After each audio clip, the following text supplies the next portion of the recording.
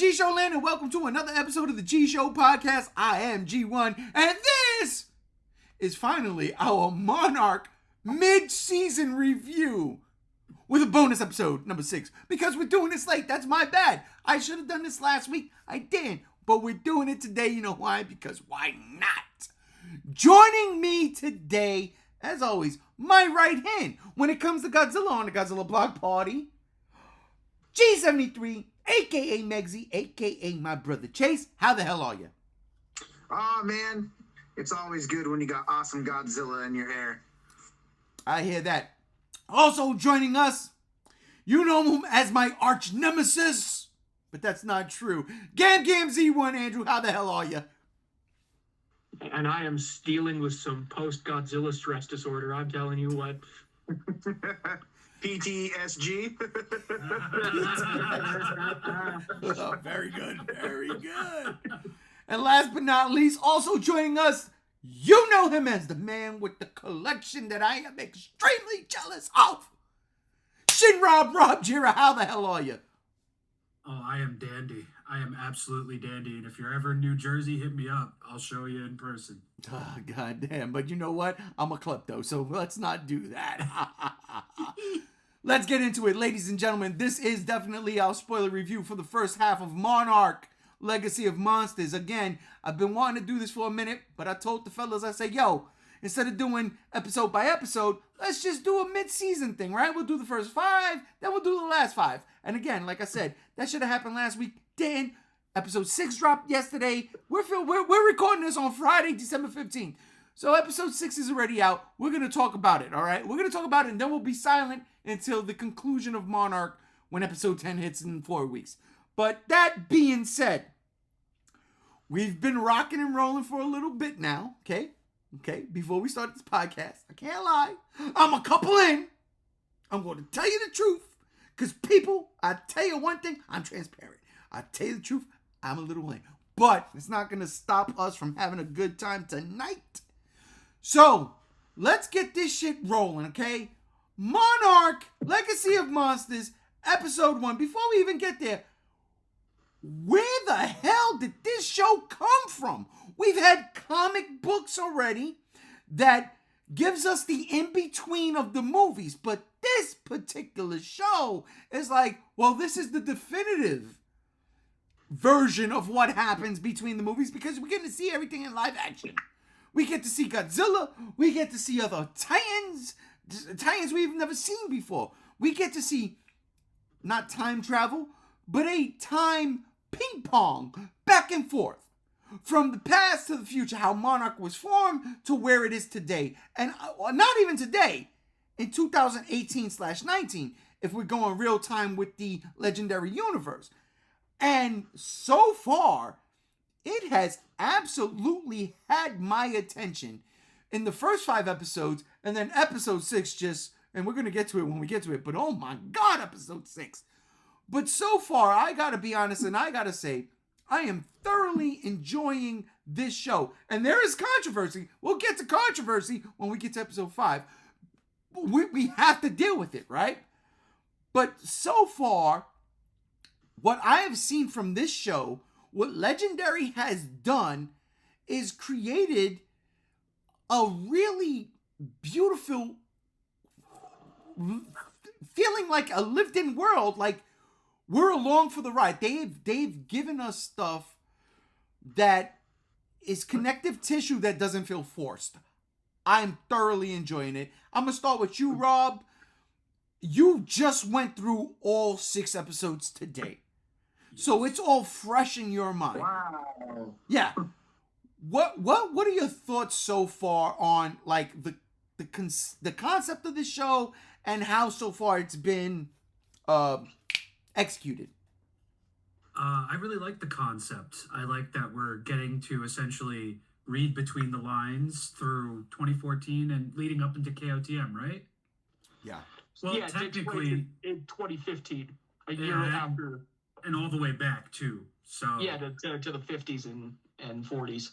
I like that we're building like up way before Skull Island through that era all the way leading up into KOTM. I like that the 2015 type stuff that we've got with the characters and everything. I like that we're like really actually seeing life with monsters integrated into everyday life. You have your no-go zones, you have your alarms, your kaiju shelters, the whole 9 yards. I think that's really Bridges cool. that have like Gatling guns attached to them. Yeah, it so far it's a very interesting thing. It's something that I was hoping to see more of in the movies and everything. And I mean, I'm totally there for it, dude. I'm having a great time with it. Yeah. I really do love that. The whole Like as Rob was watching it, he was messaging me on Twitter. And he was just like, from episode 1, he was invested. He was into it. It was instant. Like, they hit me pretty hard right from the get-go, and I was there for it. And then once you saw it, like, you know, she goes to Japan and everything, and the alarm goes off, and dude, that's just like, that's something that like, even if it's just like a scene or two, I'm just so glad we got to see that. And from there on, it was just straight shooting for me. I was loving every minute. Agreed. I do like that whole idea. It's something we've never seen before. I mean, like, we've seen it in Godzilla movies plenty of times. You know, an alarm sounds or somebody gets on the radio. Oh, Godzilla's coming. Oh, this monster's coming. Oh, run. Get to the shelters. They never really say get to the shelters. But run.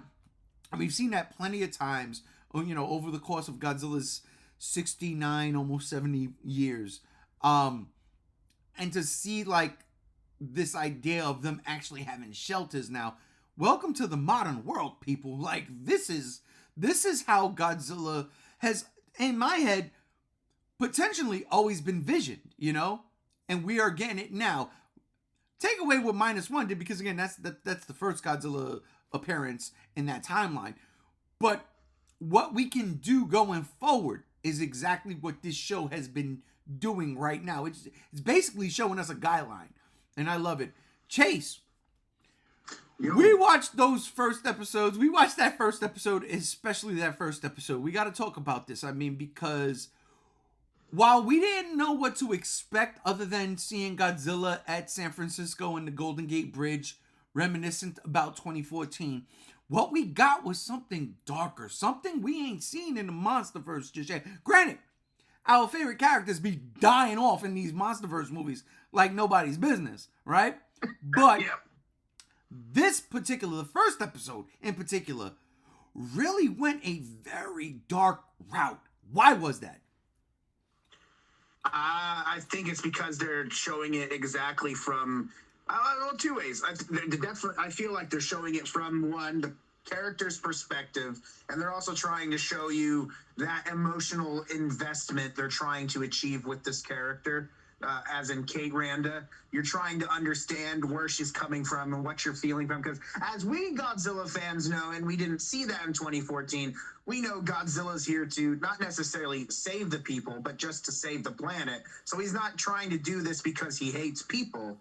But the way they portray that, as he is this monster who's, you know, ruthless, I thought that was a very... what's the word? I liked it. And it's not like it was just something that I was glad to see where they're not holding back those punches. You know, it's not this show that's going to be, you know, cookie coated or candy coated, you know, or sugar coated, whatever way you want it, to where it's just going to be like, no, this actual realism of a giant monster that attacked. People are going to die regardless of age, ethnicity, or whatever. You know, if you were a living being on that bridge and you were there in that spot, you were screwed, no matter political status, health, no matter what. And I like that the show didn't hold back on that. But you know, this whole show, though, has just been following this dark theme, you know, and we'll get into the other episodes and stuff, but I really like this darker, more, you know, serious tone that they're trying to recapture of what 2014 was. And I really like that. I really like that. That's a great point. They really do go back and try to focus on that serious tone that 2014 laid the groundwork for. 2019 got King of the Monsters, you know, it went, look, we got the rights to these Toho creatures. Toho Kaiju, let's fucking go crazy and make a Toho movie, right? An Americanized Toho movie. And then we got Godzilla versus Kong, where it's like, okay, let's try to move things into the future. I really do like that this show is based more in the grounded reality of 2014 than the, sci-fi reality, which is what we're dealing with now with Godzilla versus Kong and Godzilla X Kong. We'll talk about that in a little bit too. But that also is one of my favorite things about like the expansion of the world, because I loved when they get to Japan, like, and then they're making like protocols and like an environment around like this apocalyptic feel of monsters have caused it's not the end of the world, but now we have this cataclysmic creatures that we have to start protecting ourselves from. And I like that feeling of like, it feels like an apocalypse. Gams, in the first episode, they did do that with when they were in Japan. There was this feeling of dread where the alarms went off. And everybody had to run out and get to the shelters. And again, we've seen this in Godzilla movies past, right? But it was never saying, like, get to the shelters. It was more recently, maybe that's been a thing. Yeah, it was mostly just run away. Evacuate. Right. So this is different, and this is the world we're living in now in this Monarch show. What is your take? What are your feelings on all of that? Oh, I freaking love it. I especially love that there would be people out there that were not there in San Francisco and think, oh, this is a hoax. Oh, it was done with CGI. That was good shit. That was good writing. And I just love that they have like signs everywhere trying to basically fearmonger people into saying a giant monster could come up from the ocean at any point. Be scared. But also don't be scared, because us in the capitalistic society, we have you. We have the weapons to defend you, even though they really don't. Yeah, we've seen that. That's a great point you bring up about the it's fake. I saw a video the other day, not the other day, but like a couple weeks ago, and it threw me for a loop, and it was like 9/11 was staged. It's a hoax. I saw with my own two eyes that second plane fly right by me while I was at the pier down in Red Hook, Brooklyn. Listen to my words.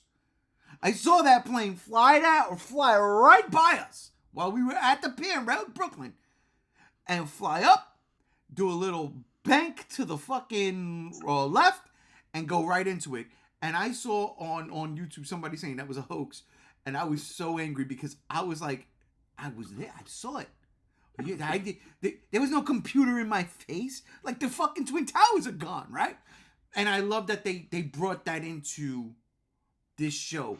That weird conspiracy theory. Granted, like, one is real because it really happened, and one is fictional, but it was real for this universe. But yeah, in that universe, it's still real. It still exactly. happened. And I like that. I like that they brought that up. In episode 5, when they go to San Francisco, you hear Kate say, how could anybody think this is fake?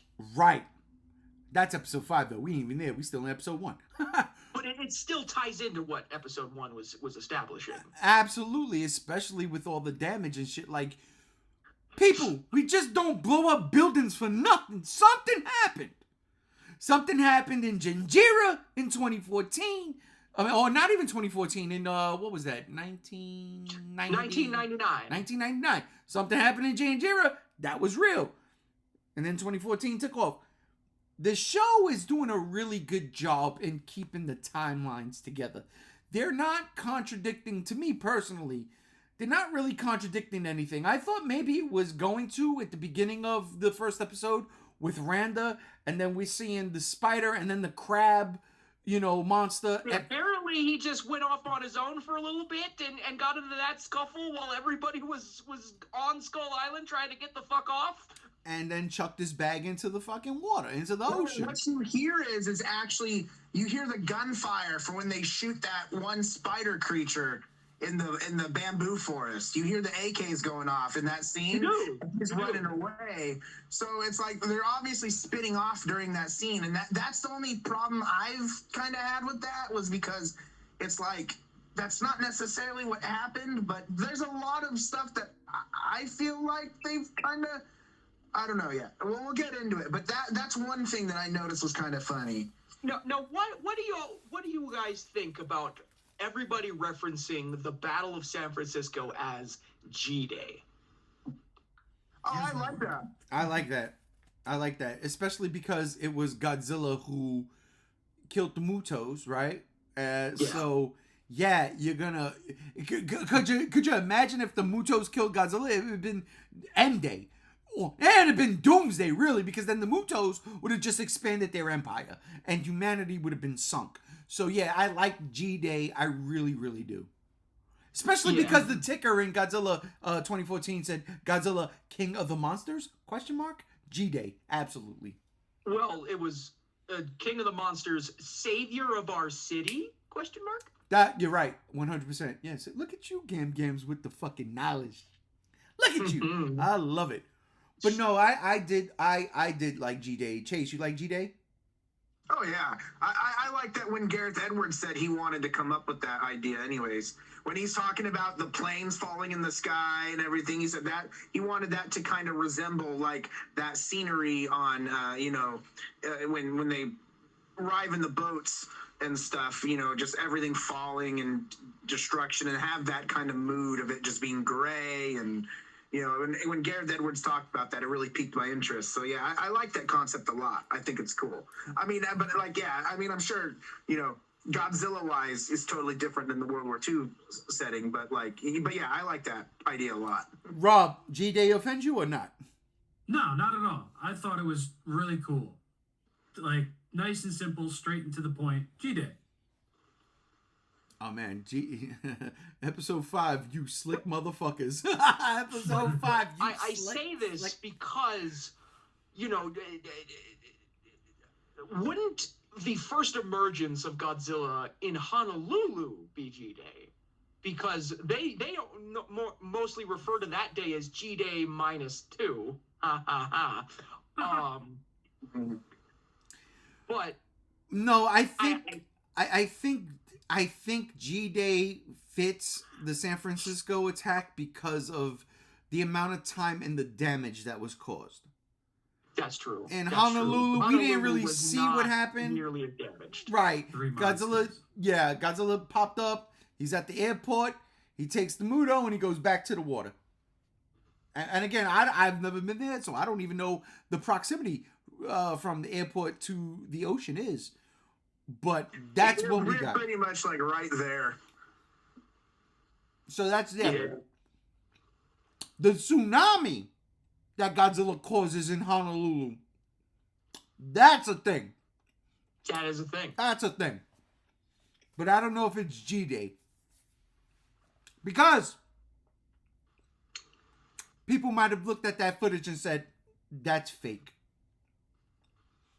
That's not real. I mean, shit, you know what's crazy? You look at that, and again, I'm not, even though the show is based off of conspiracy theories, I don't want to try to bring real life conspiracy theories into this, but it's kind of fitting. You look at the fires that Hawaii just fucking suffered, the tragedy that Hawaii just suffered over the summer from a lightning strike. Right? If I'm not mistaken. And people are saying, yeah, that's not real. That's not the entirety. And I'm sitting here, I'm like, yo, people lost their houses. Some of them lost their life. Like, are you bugging? And that's how I look at, like, the Honolulu scene in G14. Like, oh, yeah, that's fake. CG. Oh, okay. Okay. So that's why I think G-Day fits better in San Francisco than in Honolulu. Now, getting a little more personal in this, because we were talking about the wider fucking implications of 2014 and all that. Kate Randa, her journey to find out what the fuck her father did. I'm so invested. Like, from the get-go, Like you see her go into that apartment not expecting anything and then seeing a whole different family. I would have been fucking like, oh my God. Well, my dad's a piece of shit. Like, well, if she would have walked into JR's apartment, JR shout outs, he would have shot her. He'd be like, who the fuck? Bang! You done. No questions asked. My house. How you get in here? Bang. But thank God the Japanese are a little bit more, respectful. And they're like, wait, they want to get to the bottom of it before they do anything drastic, right? That was something I really enjoyed, Games. I really did. Because, while the trailers give us one thing, you don't see that coming. When you're invested into the story, and that's one of the things I think this show does well, it really gets me invested into the story. I'm in. When I'm invested into the story, especially that these little twists and turns, I don't see coming, even though I should see coming, right? So I thoroughly enjoyed that. And then what I enjoy even more is how they coped with it going forward. Yeah. Because it wasn't like an easy resolve. It was like, not at all. She didn't trust her half-brother as far as she could throw him. Exactly. And she trusts the girl more than she trusts him. And we seen that in episode 4. And I'm sitting there like, no, okay. This is different. This is good. This is crazy. And that's a great point, Games. Like, I thoroughly enjoy how that relationship comes to fruition, but it is totally not on the level when we see it for the first time. And I like that. The twists and turns, Rob. The twists and turns. And again, it's a show about conspiracy theories. They're trying to keep the fucking lid on these giant titans, but unfortunately, the lid's been blown the fuck off. And this is just episode 1. But what do you think about the human element in this show? Honestly, I don't want this to come off as a hot take, but the human element for this show, 6 episodes in, I think is right on up there with Kong Skull Island. The characters are personable. You get to spend more than enough fucking time with them, which I love. They're not boring. They're not disinteresting. A little tropey here and there, but other than that, I think they've hit the nail on the friggin' head with the characters. I mean, it helps that both of our main characters are grandchildren of John Goodman's character. That too, like that's very interesting, and the whole thing with the dad and all that. They've got great characters, but the best part is they have a great backdrop for the characters as well. There's a lot going on besides what they're mainly trying to do. There's mystery, there's Monarch lore and everything. You don't know what's going on with Monarch right now. And dude, I think the human element is the strongest part about this show. Chase. Yes. Lee Shaw. Your take. Oh, yes. The boy. Your take. Man, I have been on a big Kurt Russell kick since I found out he was going to be in this show. I've been watching Western movies he's been in and tons of old movies he's been in. And, man, listen, hold up. There's only one movie you need to watch that he's been in. Tango and Cash. Come on. Oh, my God. Yes. Tango and Cash. Yes. I'm being very facetious there. I'm lying my ass off. You know it's The Thing. In the context of the genre, though, it's John Carpenter's The Thing. It's The Thing, and it's Big Trouble in Little China. And maybe even fucking Snake Plissken. It's Kurt fucking Russell. You leave it up to me. Guardians of the Galaxy, Volume 2. Yeah, also. No, not just Kurt Russell. In my dreams, I play the role as Goldie Hawn. Captain Ron! But it's not just Kurt Russell, it's Wyatt Russell, too. Which is what? Yes. Wyatt Russell, to me, though, is... Okay, after last night, he is becoming like my favorite character in the show. The young Shaw, dude, he is really good. But Kurt Russell though, Lee Shaw, I love him. I think he's great. Like I said, I'll watch Kurt Russell and Godzilla be friends any day.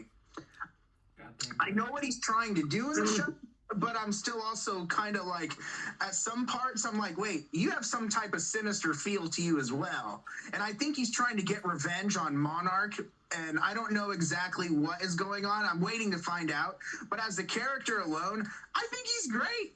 He's fun. He's like, he's like Grandpa Joe, G.I. Joe. Me and him going, he's taking all these kids and he's off his war meds and needs to get back on. And he's ready to go fight giant monsters. And, And he's not afraid. He's not afraid to call Monarch out on their shit. No, he's not afraid to call anyone out on their shit. And I like him. He's a genuinely fun character. He's well written to me. I like that he has all this knowledge, and he's taking the Kurt Russell's putting this role in such a respectful way in lines of Godzilla and what it represents, and I appreciate that. But it's just great seeing him. I'm like, man, we got a treat with him. I'm having a blast seeing him on screen. Absolutely.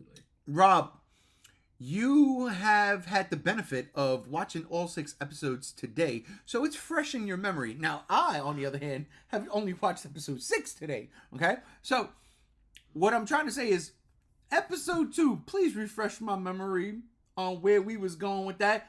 And not only that, let's talk about the Titans in this show so far. You mean Gauss?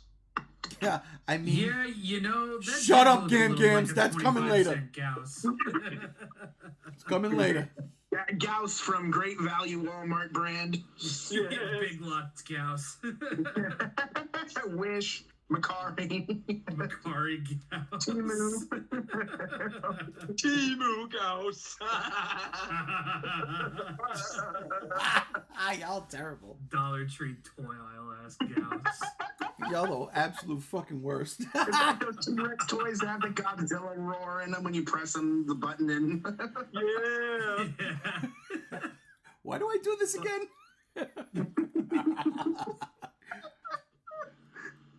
Well, episode 2, that's where they find the files, right? In the safe behind the map, I believe. Yes. Yeah, that was friggin' wild. And finding out that they had all of that data on there, and I mean, we get the 1998 person in the fucking footprint picture and everything. Yep. That set me off. It's like, oh my god, they did it again. Oh, not only did they do it again, did you catch what I told you to keep your eye out on? No, there is, I swear to God, there is a scene in the flashbacks where fucking Shaw is driving around with Randa and his future wife, and you see Godzilla 1998's footprints because they're filming in the same location as that footprint scene. The ones that are still there? Yeah, the ones that are still there. Man, They the filmed at the Philippines. Koala Ranch. Yeah, they went back to Koala Ranch for this show. I mean, I knew they were doing that, but you know what? Now I have to go back and watch that for that part. yeah, because I completely, dude, the minute these episodes start, I'm just like zoom groomed right Yeah, into it's it. So hard. I will say it is hard to catch on to a lot of the Easter eggs for me, for sure. yeah. But talking about the monsters, that not Gauss, that thing was cool. I liked it. It had Ion had Dragon. Ion Dragon. I did not see coming that was the thing that sunk the USS Lawton, because in Kong Skull Island it was heavily implied that it was Godzilla that sunk the USS Lawton, but turns out it wasn't. It was Gauss. Which I don't know how, because those claws do not look big enough. There must have been a bigger one. I don't buy that. Technically, there was. I don't think it was that thing, because Maybe it was Randa just was nasty. on that ship. It said it was. Yeah, Randa, did he? Does he say that in the show? The Apple TV or the Nerdist that's doing what? Some media outlet said they were talking about it, and it was an interview with the directors. They said that's what it was. It was with Matt Shackman and the other writer, and they said that's the creature that they're referencing. So Randa never saw the creature on the ship that sunk that he was on. That's what y'all telling me. No, Like, he said, No. He said he saw a dragon, and then the dragon showed up. That's not a dragon. That's Gauss. Godzilla's dragon. That's what I'm saying. It's not a dragon. Yeah. So I don't But yeah, believe they that. came I don't out buy in that. interviews that that's But- what did it. But at the same time, Godzilla is not violent towards humans. He's not. No. No, he's not. So now I buy it. Maybe Gauss is the dragon. Gauss Well, is it has to definitely be the a dragon. bigger one because I don't know how that small thing could have lifted that boat. True. True. I mean, with the fucking previews for future episodes, we see a big one of we that. see a giant one going for Godzilla for sure. So maybe that was just the kid. Maybe that was just the kid of the Ion Dragon. Maybe this is the Peon Dragon or something. Yeah. But no, then what a I really wanna crazy good talk- scene that was, though. Like the tight corridors of the boat. Yeah, It's covered in dude. slime. You get the aliens feel because you see these guys in these slime husks and everything. They're all fucked up looking. Yep. And just like beat for beat. And how did that happen? What's putting them on fucking slime husks and like preserving them? Orga. Orga. Orga. Giant mutated tick. So, going back to wait. We went too far ahead. Going back to episode 1, those eggs. Oh yeah. Did anybody else get the feeling that those were Meganulon? Yes, we had a moment. Remember? We did, but I'm talking to these two. Oh. Honestly, I no. the thing is with the eggs, because they look like the Muto eggs, Yeah. I just think Muto, but I always look for like what they're like trying to reference inside. Because I remember they were talking about how one of the Muto eggs look like, if you look at it, the embryo looks like Gigan and stuff from like 2014. I'm like, what? So I What? always like looked at that stuff. But I mean, to me, I was thinking like Megalon as a caterpillar. But like I wasn't thinking, but I see that I see that now when you mention it, Meganulon. But I wasn't thinking that at the time. Yeah, when they hatched, it reminded me of, honestly, Star Trek II, The Wrath of Khan, the little worm ear thing, earworms that they pulled out. That's what it reminded me of without the pincers. If it wasn't Meganulon, it was reminding me of the Shucurus, the sea lice that attached themselves to Godzilla. Oh, that's what I was talking about. Giant sea. What did I say? What did I say? Sight tick. Tick. Same thing. Lice. Tick. Same thing. Give you Lyme disease. Get away. Yeah. Suck your blood. Yeah. Lay eggs in parts of your bodies. And Like stuff. my ex-girlfriend's wife or mom. Like my ex-girlfriend's wife. Terrible. But no, honestly, I do like the idea that you can play with Mutos and make them anything you want to make them to look like something that was an original Toho-based kaiju. So that's a great idea. So now when I go rewatch this, I'm going to look at it in a different light. Yeah. But like Jason, I'm when gonna I saw it, rewatch I was as just a thinking whole Muto, you know? episode. I personally have a small minor gripe with this show, and it's whenever they go back to the 50s. In the 50s, they're calling them Titans. I thought Titans wasn't a concept to call them until King of the Monsters. They only called them Mutos before King of the Monsters. Okay, so I got a theory about that. King of the Monsters sucked. The fact that in Kong Skull Island,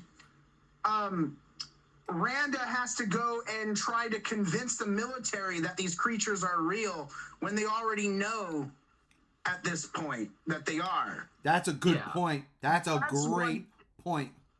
That's one thing that I've been upset about is like he's already preached this case. Wait. But now they're retconning that. Wait. Nope. You know why? Episode 6, the very ending of episode 6, and we're not there yet, but that kind of discusses that. It does. There's only one major army guy, one high-ranking army official who actually seen the Titan. High-ranking, okay? There were soldiers on the beach and all that shit. There's one high-ranking one.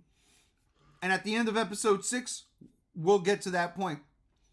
So now there becomes a thing of distrust and unbelief. Is anybody else also kind of disappointed that the high-ranking official wasn't Douglas MacArthur? Who's Douglas MacArthur? He was one of the highest-ranking generals during World War II. Oh, you wanted to bring realism he's the into guy it. that always smokes the fucking cork pipe. Alternate realities, I guess. They're not as sharp as the -1 crew who actually made a real character from that time. And they also mentioned Douglas MacArthur in -1. Right. Wait a minute. We're talking about episode 2, and we haven't even mentioned Tim. Tim, I love Tim. Duvall? He is my new favorite Monarch agent. I'm not even sorry about that. I don't know. You talking about Columbo? No, Columbo. Tim. Columbo. Yeah. Oh, He was okay. Columbo. Yeah, Tim was great. The guy that tried to abduct Kate. The guy that kind of looks like Alexander Skarsgård ate a couple more hamburgers than he should have for lunch. Okay, I didn't want to disrespect him that much. I was going to say he kind of reminded me of you, Rob, but with just blonde hair. I look like I had a couple too many hamburgers for lunch. It's Rob and Gam Gam, mixed together somewhere in an alternate reality. I love Tim. I mean, sometimes he is my new favorite Monarch agent. Sometimes And I is don't know anybody whether else I his- love him or I love to hate him, and then he does something, and then I love him, and then he does another thing, and it's like, Tim, get it straight, man, please. No, did anybody else who has watched this show, and I'm pretty sure we all have watched this show, his right-hand woman, did anybody else get Monique from Godzilla the series vibes from her because she's French? If he had the black lipstick, it would have been perfect. That's funny. I didn't And if think she was that, but I gone, was yeah, God totally on oh my god, why Renee Russo? Yeah. I was totally like, oh, she's the French agent. That's great. I love it. 98 reference score. Like that's how but now that you say that, wow. Wow. Especially because we know where it goes. Wow. We do. Wow. We do. That's a We fucking absolutely good do. Gams. And you got that from episode 2? I got that from episode 2, watching that woman. I was like, she reminds me of Monique. Ladies and gentlemen, I just want to let y'all know that Gam Gam actually worked on a series, so he knows what's going to happen all the way up to episode 10. Listen, everybody. I was sworn to secrecy, not to reveal it, but fucking Destroyer shows up in episode 10. I'm ending the And they have podcast. such a very cool scientific reason why he's there. I'm ending the podcast right now because I'm sick and tired of this Destroyer bullshit that I'm gonna have to It was dedicate. due to the oxygen destroyer. I'm gonna have to dedicate a whole 3 hours Hasn't to. happened yet. For the love of Christmas. Destroy is going to show up No, because they're having he's a not. sale on Yeah, I crab cakes in the cannot fish wait. market. I cannot wait to catch all of y'all tears in my "I told you so" basket. It ain't happening. It ain't happening. No, it's definitely not happening. No, Definitely not. Nah, Destroyer is too expensive. Legendary won't pay for him. Legendary ain't paying for nobody else, man. They creating their own. That's what I think they need to do. Which brings up to the further episodes, right? Episode 3. What do we get in episode 3? The What? Frost Vark. Woo! Yes. Oh my God. Okay. I had to correct Rob. I had to correct him because he said that it was breathing ice. No, he's sucking. Yeah. He sucks the life out of the air and turns it into fucking ice that's metal. Which is insane. I mean, because in episode 3 we got, in my personal opinion, one of my favorite characters in Monarch. And that was the Korean guard that knew Lee Shaw. MVP. Oh my God, I loved it. And then I'm sitting there because... Yeah. Was it North Korea or South Korea? South. It had to be South, yeah. Had to be. I don't think Yeah, they would have North got Korea through would've those types of ripped them off. customs. Yeah, they weren't getting through that type of custom in North Korea. They were giving it a chance. They don't got Dennis Rodman with them, so it's impossible. True. That was all right. So episode 3. The thing with this show is that the mystery keeps building, and you want resolve at the end of each episode. They don't give it to you. They never do. And it sometimes it gets frustrating where you look at certain episodes as lesser than, right? But in terms of totality, these shows are really good. Like the story's got me. I personally feel like there hasn't been a single bit of filler in this. Yeah, no, you're right. But like what I'm trying to say is like I don't really remember anything out of episode 3 other than my good friend the Korean guy and the Titan from the Arctic.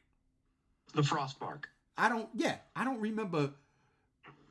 Oh, well, I'm lying. No, episode 3 also had Shaw throwing fucking their father's, information, his tapes into the water while they were on the ship. Into the ocean. Which was fucking... Yeah, that was right. It That's wasn't... how Destroyer happens.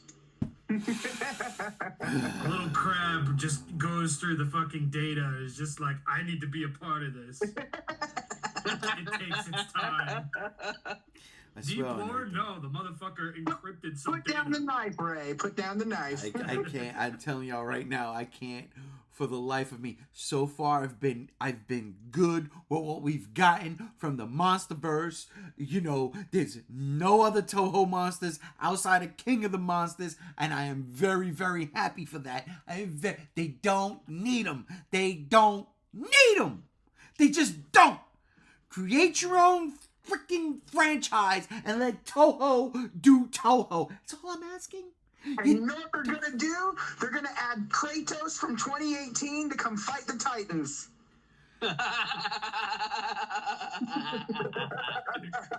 Ladies and gentlemen, that's an inside joke.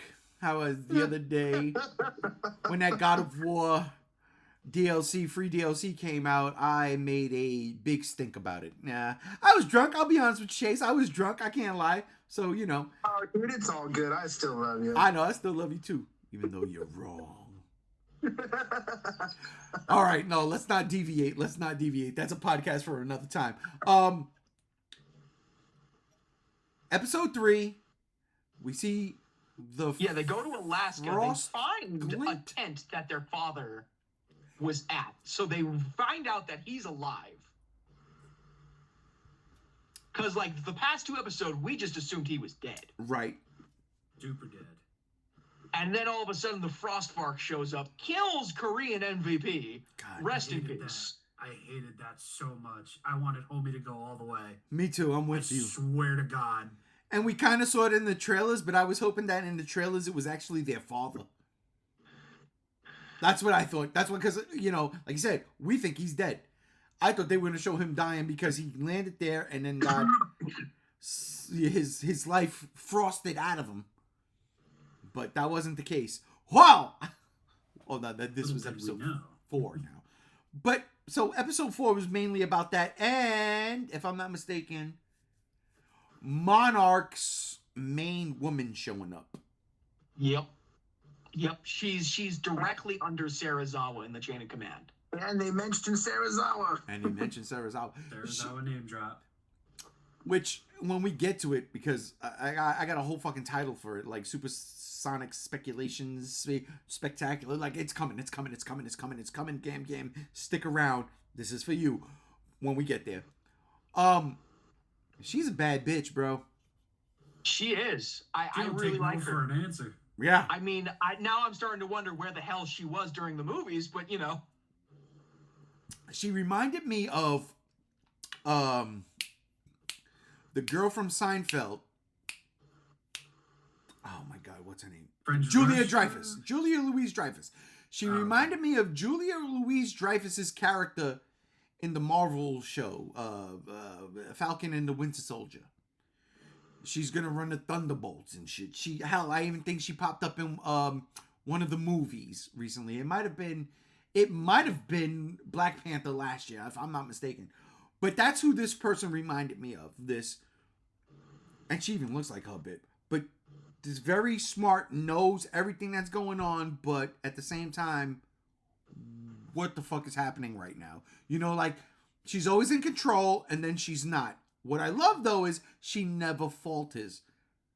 And I really did like that. Like, she doesn't show weakness. Dug that about this character. And again, these characters are strong. I dig these characters. Everybody has an arc. Everybody. Mm-mm. And I really dig it. And then now I want to get to episode 5. Because... Well, hold on. What? Oh, I didn't even get to episode 4. Did I get to episode 4?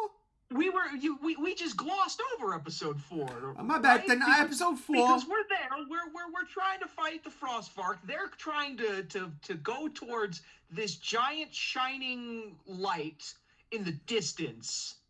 And like fucking the brother, he just fucking fucks off and goes his own way. He's the one that actually finds the fucking communications, and everybody else is just going on a wild ass goose chase. Fucking homegirl May is dying of hypothermia because she fell into the water. Yeah, my bad. I wanted to say episode 4. I just said episode 5. This is the episode I do want to talk about, episode 4. Because I thoroughly enjoyed this episode. Shaw being a badass. Badass! Just setting fire, making a big ass bonfire with fucking jet fuel. Yeah, but what I'm trying to say is what I loved about this episode is we got to see more characterization. There was flashbacks that did not go to, the beginning of Monarch. It was within our new crew, our younger crew. And 2 or 3 years ago, how, what's her name? Is it May? May. Yeah, May. How she met the brother, why I should really know his name. Kentaro. Kentaro, right. I love that. I didn't even know. I love the fact that Kentaro was an artist. He had a fucking thing happening for him. Yeah, dude. It was great. Nothing And like his because art his father piece, wouldn't see. Yeah, his art piece was all about his daddy issues and how his father's never there. Which is insanity. But I love art piece though. a hell of an art piece indeed. I love that. I love that they gave us these little nuggets of information with these characters. The fact that he didn't even want to be there. You know what I'm saying? And found an excuse in her to not have to be there. And, we glossed over something in episode 3 because episode 4, that was when we started getting flashbacks to pre-G-Day, but not the 50s. In episode 3, we see Godzilla get nuked. How do we forget? I'm going to blame Chase for that, for not reminding me. The Godzilla snapback explosion. Okay, let's talk about that. Right. So, I had a million gripes with that, which is probably why I didn't even think about it. I had a million gripes with it, because I was sitting there like, wait, was that not Godzilla? Was that one of those other Titans? Was that that other Titan? Dagon? Dagon? What the fuck? Always what? The fact that they because I was like, they're not gonna recreate that scene again, right? That would be stupid. But I'm not no, in context of the timeline of the show, I was like, they just killed that Godzilla. What? That was a fantastic scene. And it was executed perfectly. The direction, everything. But it also completely and utterly retconned Godzilla Awakening. Is that a bad thing? No. Get rid of the swarm, They right? Like, just established get that, rid of yes, the swarm. Godzilla grows by the nuclear explosion. Did they really establish that, though? Yeah, they said they made him smaller and stuff, and they're saying that they wanted to make him larger due to the bomb explosion. Oh, what? So, like, this is behind the scenes shit. This was during an interview with the directors. Right. So, but what I'm trying to say is, if you don't pay attention to that, you never see that in the show. Well, yeah, it's just because people were talking about why does Godzilla look so small. But he didn't look small. Which again is another thing that retcons, because when you see the Castle Bravo thing in the 2014 intro, he's massive and a lot bigger than that.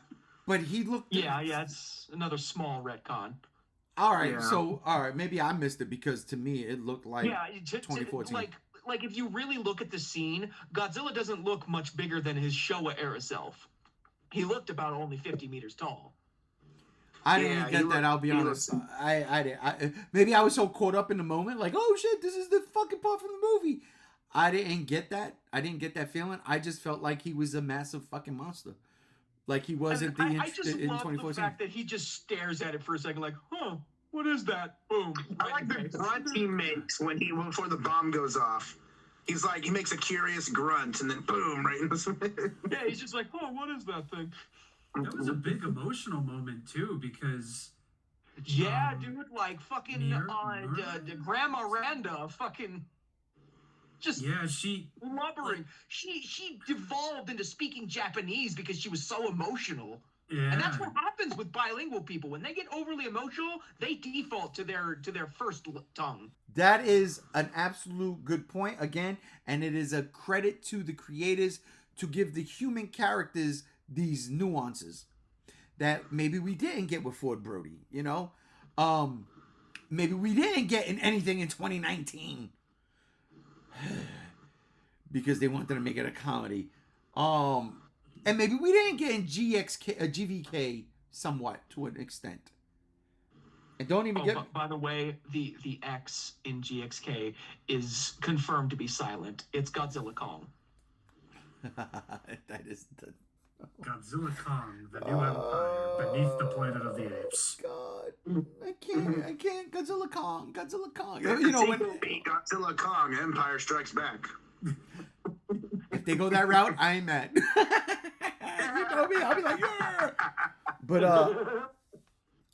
no, the nuking of Godzilla in the Philippines in episode 4 was very poignant because we are seeing this scene from 2014 actually play out from a different perspective, and it was fantastic. I love that Monarch was there, the beginning of Monarch. Randa, Lee Shaw, and who will be soon to be Grandma Shaw, which, why can't I remember her fucking name? I can't remember her name either. Yeah, it's... Hang on, I got it right here. Mira? Keiko. Keiko. Mira, for short. Yeah. So, I love that. And the fact that that really is, like, you see in the military and they're like, haha, take that, you dinosaur. Right? Like, it's just, like, fucking perfect. It is. And, like, they treated it, like, before they did the thing, they treated it with such gravitas. Like, oh, I'm gonna need this much uranium. What the fuck? That's as much as we dropped on Japan. Why do you need that? Yeah. Because we're gonna drop it on something bigger than Japan. The cast of the footprint. I love the fact that the footprint was so fucking big, they had to cast it in sections. Yeah, it's really good. Which we'll get to it. One of those things about why doesn't Monarch know this stuff? Shady government officials, man. You know, shit changes hands. We see it in the end of episode 6. We'll get there. Episode 5. Oh, the controversy. Let's go. First things first, can I just mention, I love those cheeky fuckers. G-Day -2, G-Day -1. Oh, wait. I didn't see G-Day -2. I saw G-Day -1. Yeah. When the kids were looking at the photo, the video footage of Honolulu on their phones, it said G-Day -2. Oh, shit. I didn't even... Yeah. Fuck, that went woo right over my head. Meow. Seriously. But I did see G-Day -1, and I was like, you get it. Cheeky fuckers. You get it, dude. Which Take- is what they funny were doing. because that means they had that in mind because of actual -1 beforehand, which was really interesting to me. Or, I mean, -1 was announced all the way back on Godzilla Day, November 3rd of 2022. So they had the whole year to prepare for that. It wasn't Yeah. called -1 yet, though. yeah, and here's It the was thing. just called Godzilla. Here's the thing. Even though that thing was in the can, all it takes, because let's not fucking fake the funk, those things are all on the computers. All it takes is, oh, pull this reel up and put this in there. That's all it takes. So they could have put that shit in it. Because here's the deal. But that gets retconned. That whole line of thought gets retconned in episode 6, where Tim says G-Day -2 with his mouth. Oh shit. Who says it? Tim. Tim. MacGyver. I didn't pay it. I didn't pay attention to anything he said outside of Columbo and look at the holes. You know, but shit, since you say that, I'm gonna watch it again.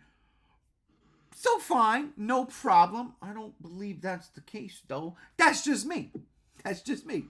I think that shit was put in there. I just have a feeling Legendary like talked to Toho and like, hey, what's your new movie called?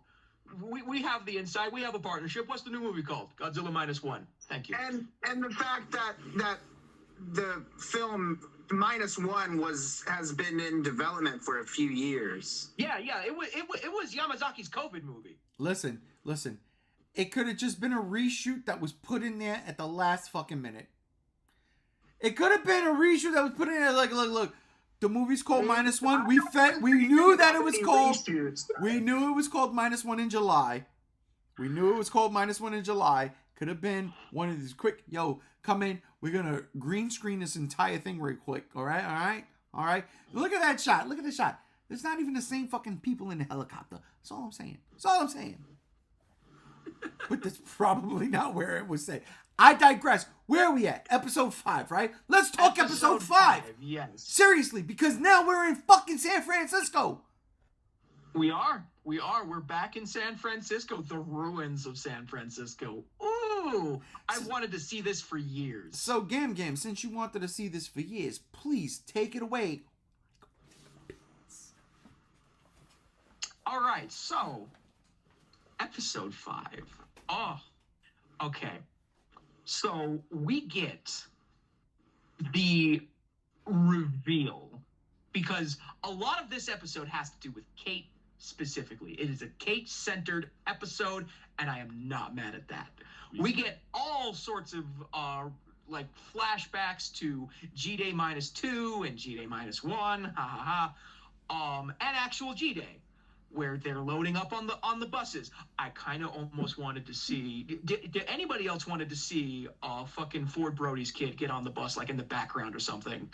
Yeah, even if it was just his shirt or some short kid with curlier hair, that would have been a nice thing to see pop up somewhere for somebody to find out and blow all over. Yeah, that would have been cool. And like see a body double for Elizabeth Olsen in the background or something. Yeah, something like that. It would have been fun. Yeah, definitely. And fucking, we deal a lot with Kate's PTSD in this, like, and I don't know about you guys, but I ship May and Kate. And when May fucking looked Kate in the eyes and was like, focus on your breathing, look at me. That is how you deal with people having a panic attack. That's just good fucking writing right there. Mm. What did y'all think about like Kate and her arc in this? The one thing is I've been kind of waiting to talk about this and waiting for Ray to bring it up, but I've been waiting to talk about characters we don't like. And I don't like May. I don't like May. I have a lot of issues with her. I think I mean, as far as episode 6 goes, it kind of feels like it's now set off, and that's why I'm also kind of like holding judgment as well, because it's not that I don't like her as, I don't know, the way the issues I've had were the same with how like Kate presented it in the beginning. I didn't like how Kate was reacting to the whole situation with her brother, because it felt like she didn't want to understand that she had a half sibling. She just was upset with her father, and I feel like it was very, I don't know, it was almost like in a way, like she was being, and I guess it makes sense to be this way, but it felt like she was being rude for the wrong reasons. She was being bratty. She's what? She was being a brat. Yeah, exactly. And I didn't like that. And that's kind of how it goes with May. I think she's kind of a brat too. But she's also very like, for one, yeah, they asked her for help, but it's not her files. So she, it's not like she has full custody over it. And I feel like the way she's portraying herself is just kind of like, I don't know. I have issues with it, the way she's being, the way she is as a character, because she's trying to, she doesn't want any part of it, but yet, unfortunately, that's not the way it is anymore. Circumstances have changed. And the way she's acting around all of it, to me, I have issues with, because it seems almost like she's not. It's like you're not. In a person, in a realistic sense, they would understand. And now she's in a place where it's seeming like, even though she does understand, she's still wanting to get her way. And yeah, she literally sold everybody out. That was kind of a really shitty move on her part. Yeah, I don't know if it was a shitty move on her part. Again, I'm going to play devil's advocate here. She comes from a very different background from the other two leads, right? The brother and sister, right? Yeah. Her story is one of, I'm not supposed to be here. I came here because I was running away from something. We don't know what that something is just yet. So she thinks she's going to die because she falls into the fucking ice, right? She's got hypothermia in her fucking toes. They're going to cut her feet off, all right? And when they are saved and rescued, they know who she is. The other two, they know who they are, but they also know that those two, the siblings, don't know what the fuck is going on yet. They're just looking for their dad. They don't know anything. Not that May knows anything, but May is a hacker. May knows shit that should not be known, right? And Monarch knows that. So Monarch is like, yo, you want to see your family again? We gonna cut you a deal. We'll erase your whatever. And honestly, whether or not it's about giant monsters or whatever the case may be, you get put in a situation where shit could be set right with no consequence. When you know you fucked up, you're gonna take it. She doesn't owe them nothing. She slept with the brother once. When he goes back to her in episode 2, she's like, "Why are you here?" Which means there's been a time jump. It's not like they were together. You know what I'm saying? It's very true. It's so very true. She doesn't. There's no loyalty. You were kind of quiet for some reason. You were kind of quiet when I asked, during the flashbacks with Kate's PTSD and all that, when they were loading the kids up into the bus. I said that it would have been nice to see like a subtle reference to Ford Brody's kid, like in the background or something, getting on the bus. Yeah, but at the same time, would everybody would have gotten that? You know what I'm saying? Like, I mean, I get it. So that's how Easter eggs are. If you know, you know. If you don't, you don't. Well, to me, the Easter egg was the whole school being evacuated. Oh, the school bus. That's the Easter egg. For me, personally. That's how I took it. That's fair. That's fair. But let's address the elephant in the room, shall we? Kate's gay. Which, again, let me go around Robin here. Starting with you, Rob. Does that offend you? No. Great. Because the whole point of the scene wasn't that she's gay. it was the beginning of this storytelling element that Kate is just as bad as the father that she feels betrayed by. Exactly. Yes. That's what that whole thing is. And the fact that people lost their fucking bones over a gay fucking kiss. And it makes them miss the whole point. Yeah, you've missed the entire point. You have derailed yourself because you're getting pissed off about two chicks kissing, and you're missing this whole point. She hates herself. It's not her father that she fully hates. She hates herself too because she keeps doing what he did to her. Yep. And that, to me, when that because I hadn't seen the show when the controversy broke. So everybody's like, woke, all that other kind of stuff.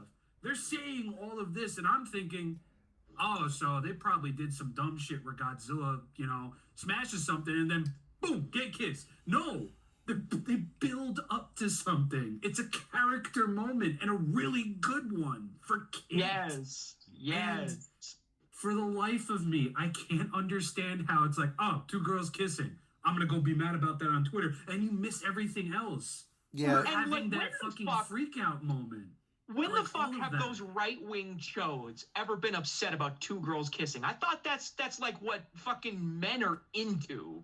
I mean, I'm going to be honest with you. If I was gay, I'd be a lesbian. I'm just saying. I'm just saying. Especially if your girl looked like Kate. Good Lord, exactly. Are you kidding? Lord have mercy. Yes. I'm just saying. I'm a lesbian too. You know what I'm saying? But again, it is the age of the internet. No, it is. It's not the age of the internet. That's been around since like the early 2000s, right? Like, let's be for real. But it is the age of where anybody could just type shit and not give a fuck. It's not the age of the internet. It's the age of social media. Bingo. Perfect. Thank you, Gam Gams. That's 1,000 right there. That's 1,000. And that's the problem.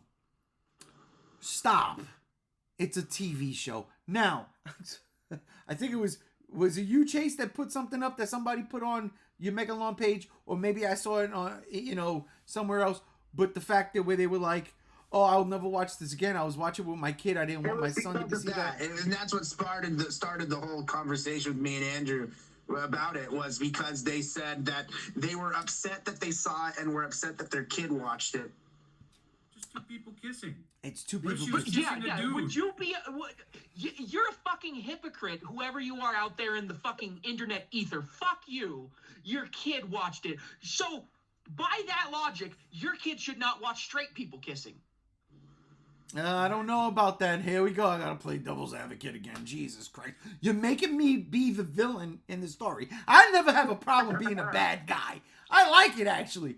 But at the same time, that logic I don't agree with. It kind of gets thrown out the window because in this particular case, let's say it's a perfect Christian household, right?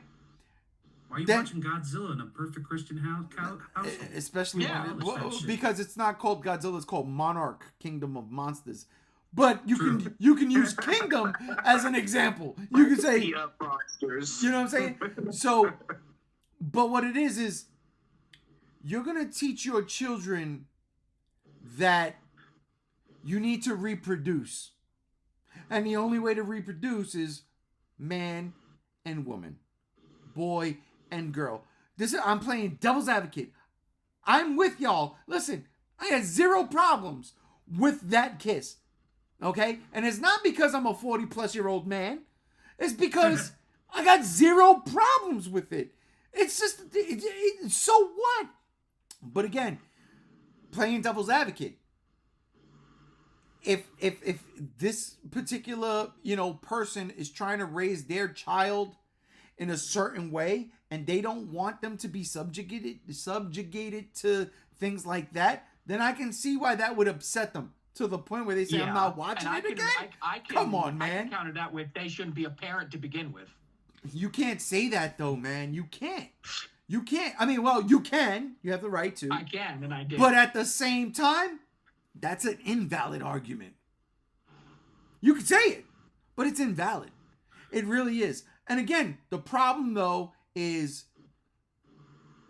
what's the norm and what's the new norm, right? If we're going to be progressive, then we're going to be progressive. Some people don't want to be progressive. And honestly, you gotta kind of have to respect that. You ain't got to respect their comments, but you kind of have to. You can't just sit there. If somebody saw that and didn't say a thing, you can't judge them. If they didn't like it, they didn't say anything. You can't judge them. You cannot judge them. You know what I'm saying? You can't. This particular person just went out of his way and said, yo, what the fuck? I ain't watching this shit no more. Why would you do that? But again, it's bigoted and absolutely is 100%. I don't disagree with you. I'm just playing devil's advocate. Even then, 100%. It's in a controlled environment. And that's another thing. It's not egregious. It's not something that is so offensive. No, it's not like they took off their clothes and started having sex. I wish right they then did. It's just I kiss. wish I they would have been did. bad for a schoolyard, honestly. Oh man. I think the scene where it shows her in bed naked with the side chick was more raunchy than the good morning kiss. I'll tell you right now. True. I'll tell you right now too. Let's just say she was not gay and she was straight. And then she was with some other dude who just happened to be a different color. Oh, that would have been more of an uproar. God's honest truth. Could you imagine she would have been with a black? I swear to God, they would have been like, yo, what the fuck is this woke shit? Same fucking thing. Same fucking thing. Seriously. But at the same time, I get where that's coming from. I totally get where that's coming from. I don't agree with it, but I get where it's coming from.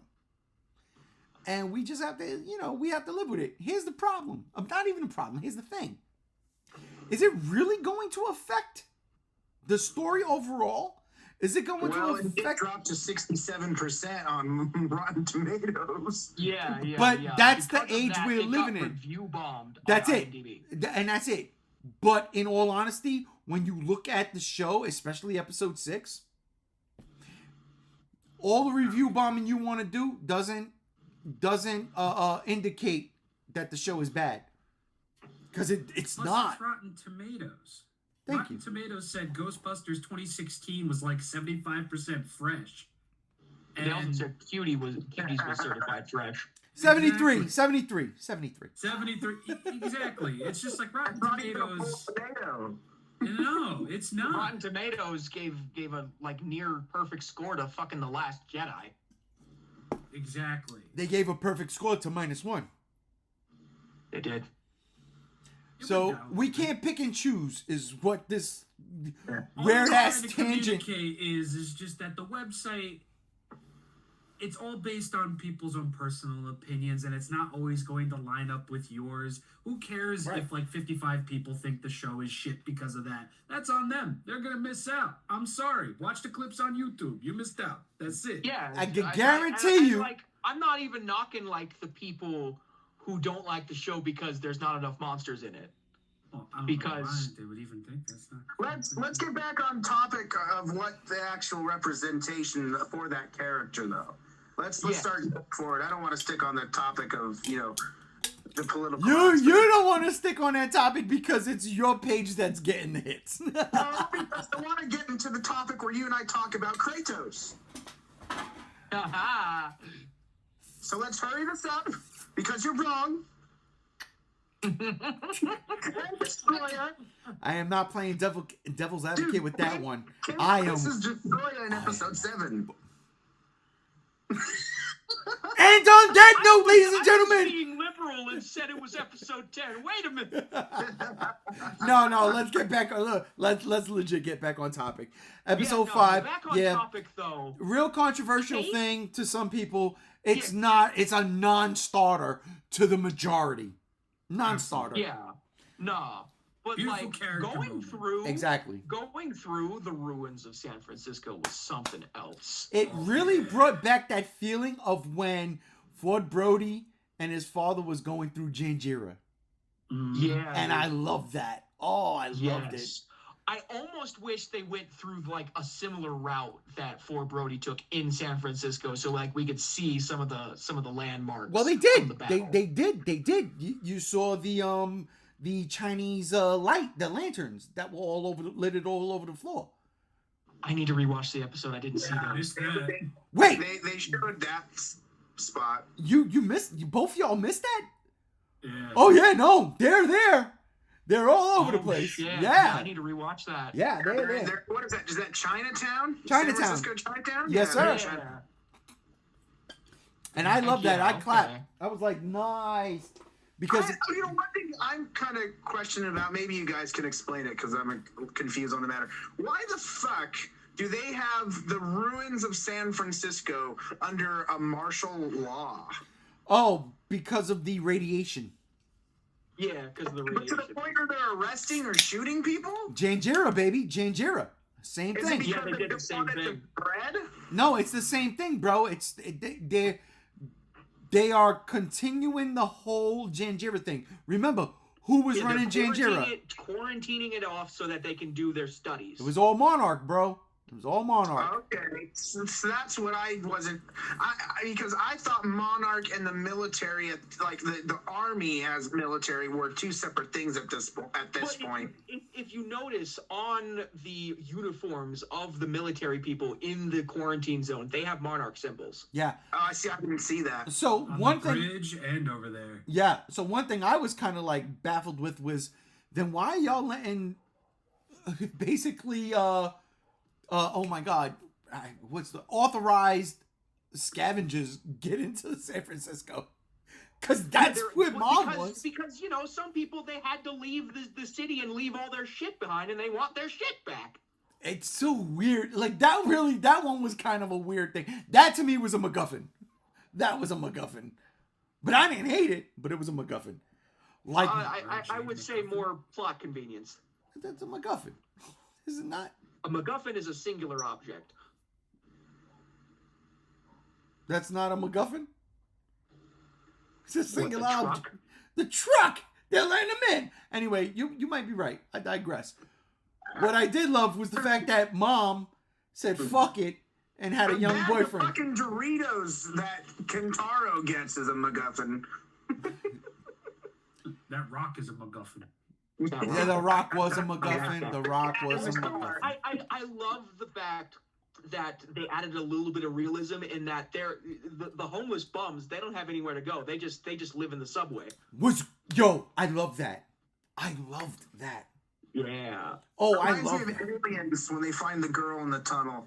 When if I knew, Yeah. yeah. No, Yeah. I thought that was a really good touch. And that they used that to their advantage. Yeah, they didn't even know the bums were there until, like, the military people looking for them shine their light on the bums and just assume the bums were them. Which is crazy because you would think, well, no. Because Monarch still has a sense of, they're not going to kill the cattle. We'll get to that, Gams. We'll get to that. But yeah, that's a good point. The fact, I love the fact that you had homeless people still in San Francisco. Not even homeless people. Just maybe misplaced people that didn't want to leave. I love that. I thought that was a fantastic little addition. Detail, A little detail, yep. Good Lord, I'm getting old. And what the fuck is that building called that they go to? It's like one of the most famous buildings in San Francisco. I forget its name. It's called the Impervious MacGuffin. Kmart. Kmart. No. Kmart. Kmart is dead, bro. You know this. Yeah, what Yeah, but 2015. No, They had it's a couple true. left. The entirety of the city is destroyed except for that one building. Kmart. I mean, I was working at Kmart in 2015, so hey, Exactly. It all matches up. it all makes Kmart. sense. Kmart, Monarch, in bed together. I'm telling you. It was going It's for called the Memorial Day Trans-America Pyramid. The The Trans-American. Trans-America Pyramid. Thank you. I love the fact that his office was in that building. It's a pyramid. He did Because it on I purpose. used to destroy that building all the time whenever I go to San Francisco and destroy all monsters melee and save the earth. That's great. Yeah, if you would destroy that building, sometimes they give you gallery art. They would, yeah. So here's the thing. apparently that building is probably significant in Monarch. It's called the Pyramid. You take pyramids and you just put them, across the world. The pyramids are very cryptic things, if you will. So it all adds up. It makes a lot of sense. It's like that building in Britain, the egg or whatever the hell it's called. It's the fucking building is shaped like a fucking Fabergé egg. I digress. But his office and what they find in there. So when I saw the trailers, I'm like, oh, what the hell is this? I really liked the map and I liked what they found, how it went from putting things on the window to find what you need to find, where we're going. I mean, it's not exactly how sunlight works, but, it was still a cool effect regardless. What are you talking about? Stop being such a negative Nancy. It does! Sunlight works like that sometimes. In San Francisco.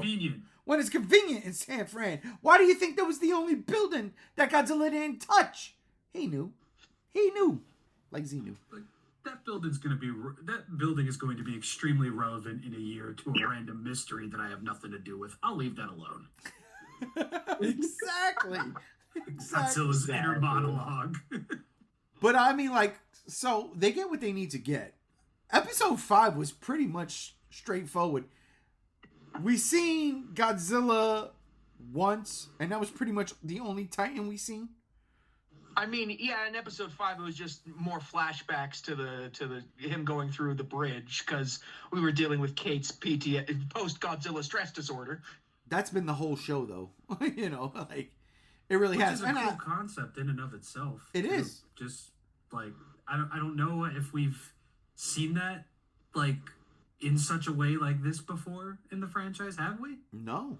Not the only other time we've seen this is -1. Yeah. I mean, think about this. Speaking of -1, what's one of the characters' names? Tachibana. You would think Tachibana would have some kind of PTSD in GMK, but he doesn't. Yet he's seen his parents die in Godzilla's first rampage in 54. Yeah. True. Does he become a military man because of that? It's never answered. That's not a question. But it could be inferred. It could be because he was like, I'm going to kill this son of a bitch. But, in this show, it is really shown. And it's strong. It's done. Again, perfection. I personally, I believe that. I'm digging what we've seen so far. I talked about this with Rob. Ever since Puss in Boots: The Last Wish, a lot of media has been really zoning in on accurately and vividly portraying PTSD and panic attacks, and I fucking love it. Okay, that one took a left turn. I was like, the Puss in Boots. Antonio Banderas, what? Yeah, dude, if you've never seen that movie, that was the first instance of showing PTSD and panic attacks in that visceral a light. And everybody's been following suit with that. Okay. Including the show. I'll tell you right now, as much as I love Antonio Banderas, I could care about the Shrek franchise. I don't care about it, and I'm not going to watch Puss in Boots. But I'll take your word for it. Great movie, though. It did look good, though. I like the animation switch. I can't lie. Oh, yeah. I did like the animation switch. I mean, that was influenced for Spider-Verse, but, There's a lot of shit influenced by that. Ooh. But that's another podcast, too, right, Cam Gam? That's another podcast for another day. Oh, Teenage Mutant Ninja Turtles, you son of a bitch. Oh, man, hang on. No, let's stop talking about Mutant Turtles. That ain't Gamera. Let's talk about Mutant Titans in the Kaiju verse.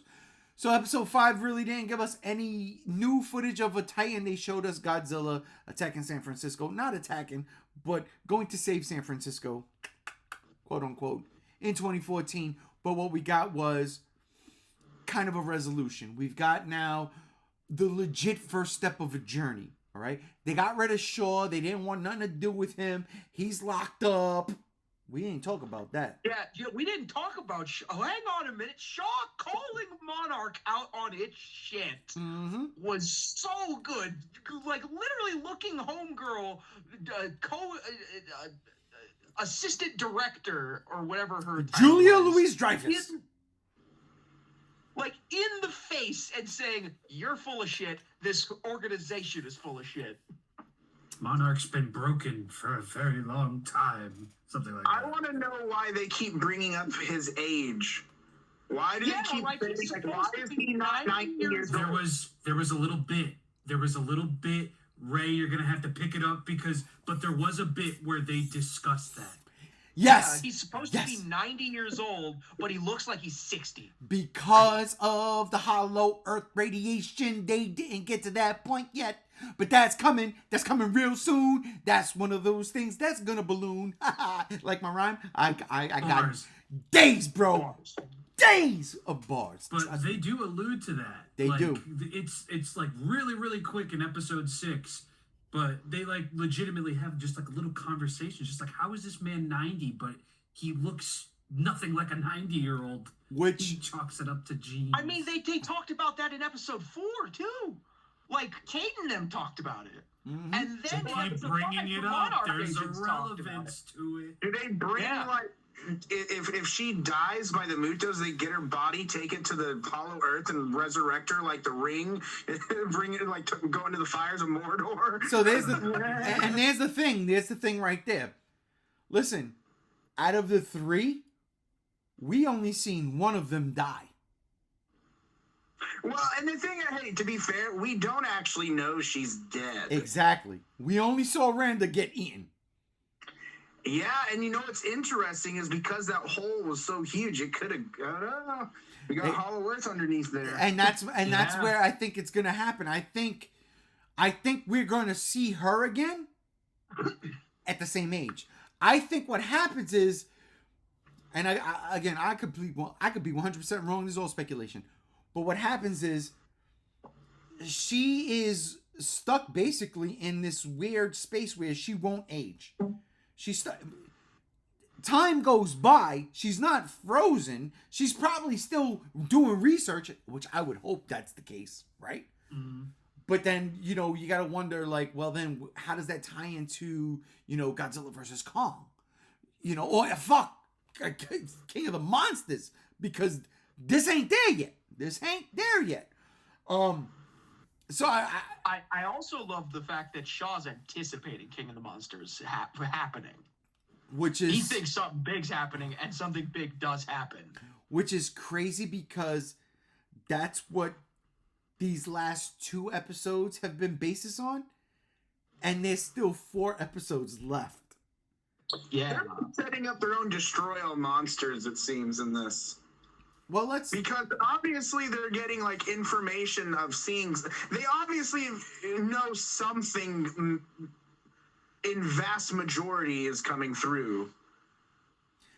Well, let's get into it now. I mean, look, we were gonna end this on episode 5, because honestly, it's where it would have ended, right? It would have ended with the controversial, woman on woman kiss, which is really not that controversial. I didn't see tongue. Did any of y'all see tongue?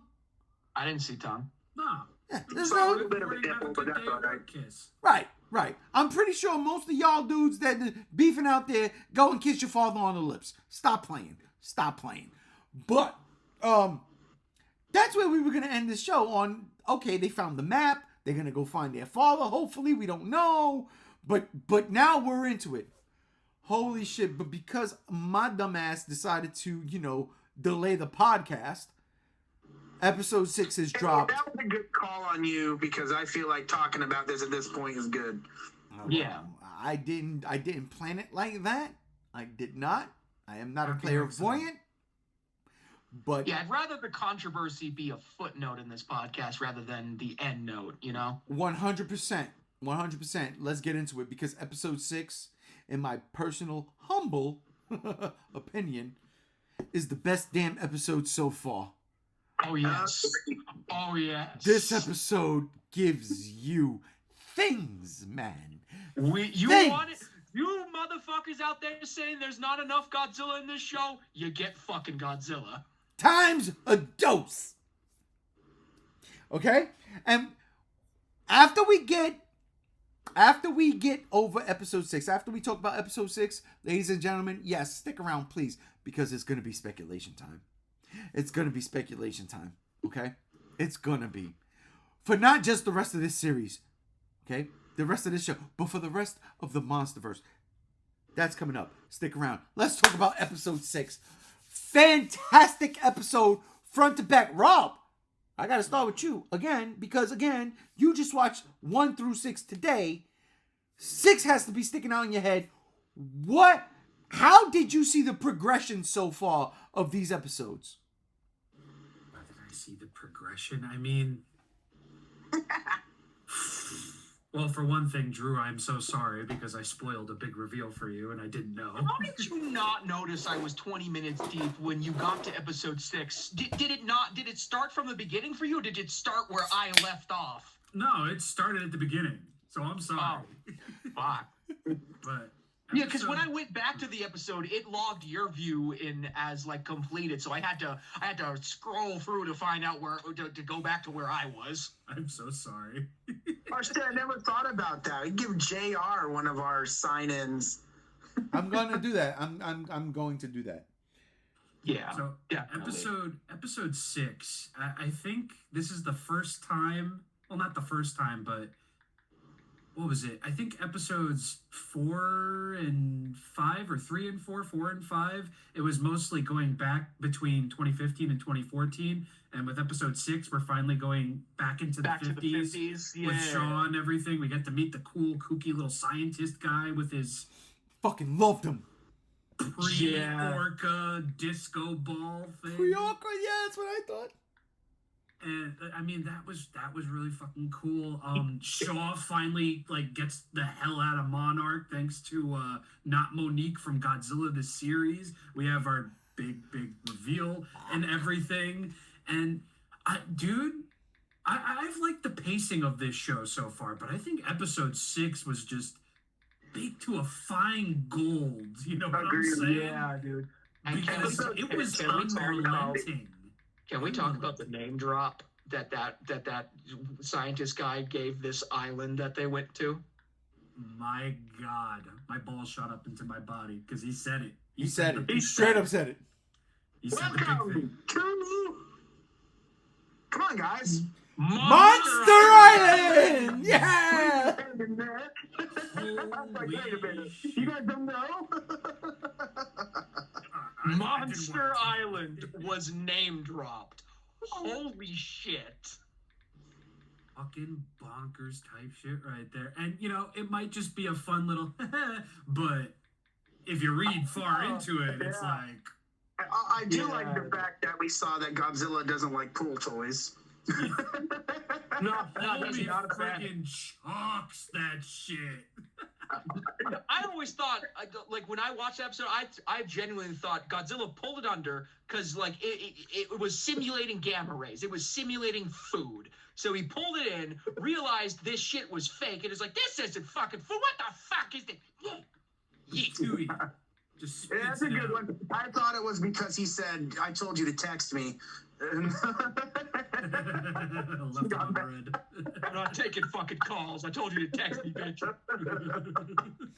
No, I thought episode 6 was very well written, very well directed. It felt like for me, what was really exciting was that it felt like the show finally found its footing of like, all right, now this is exactly where our show is going and going to be from here.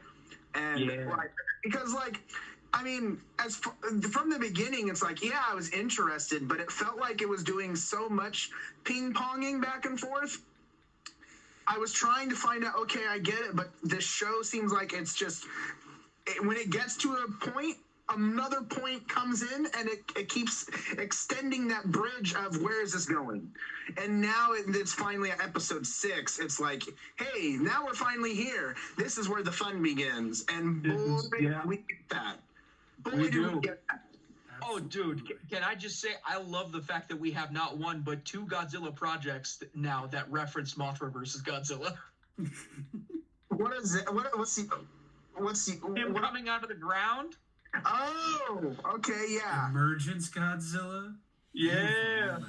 Beautiful. Beautiful. From And season 1.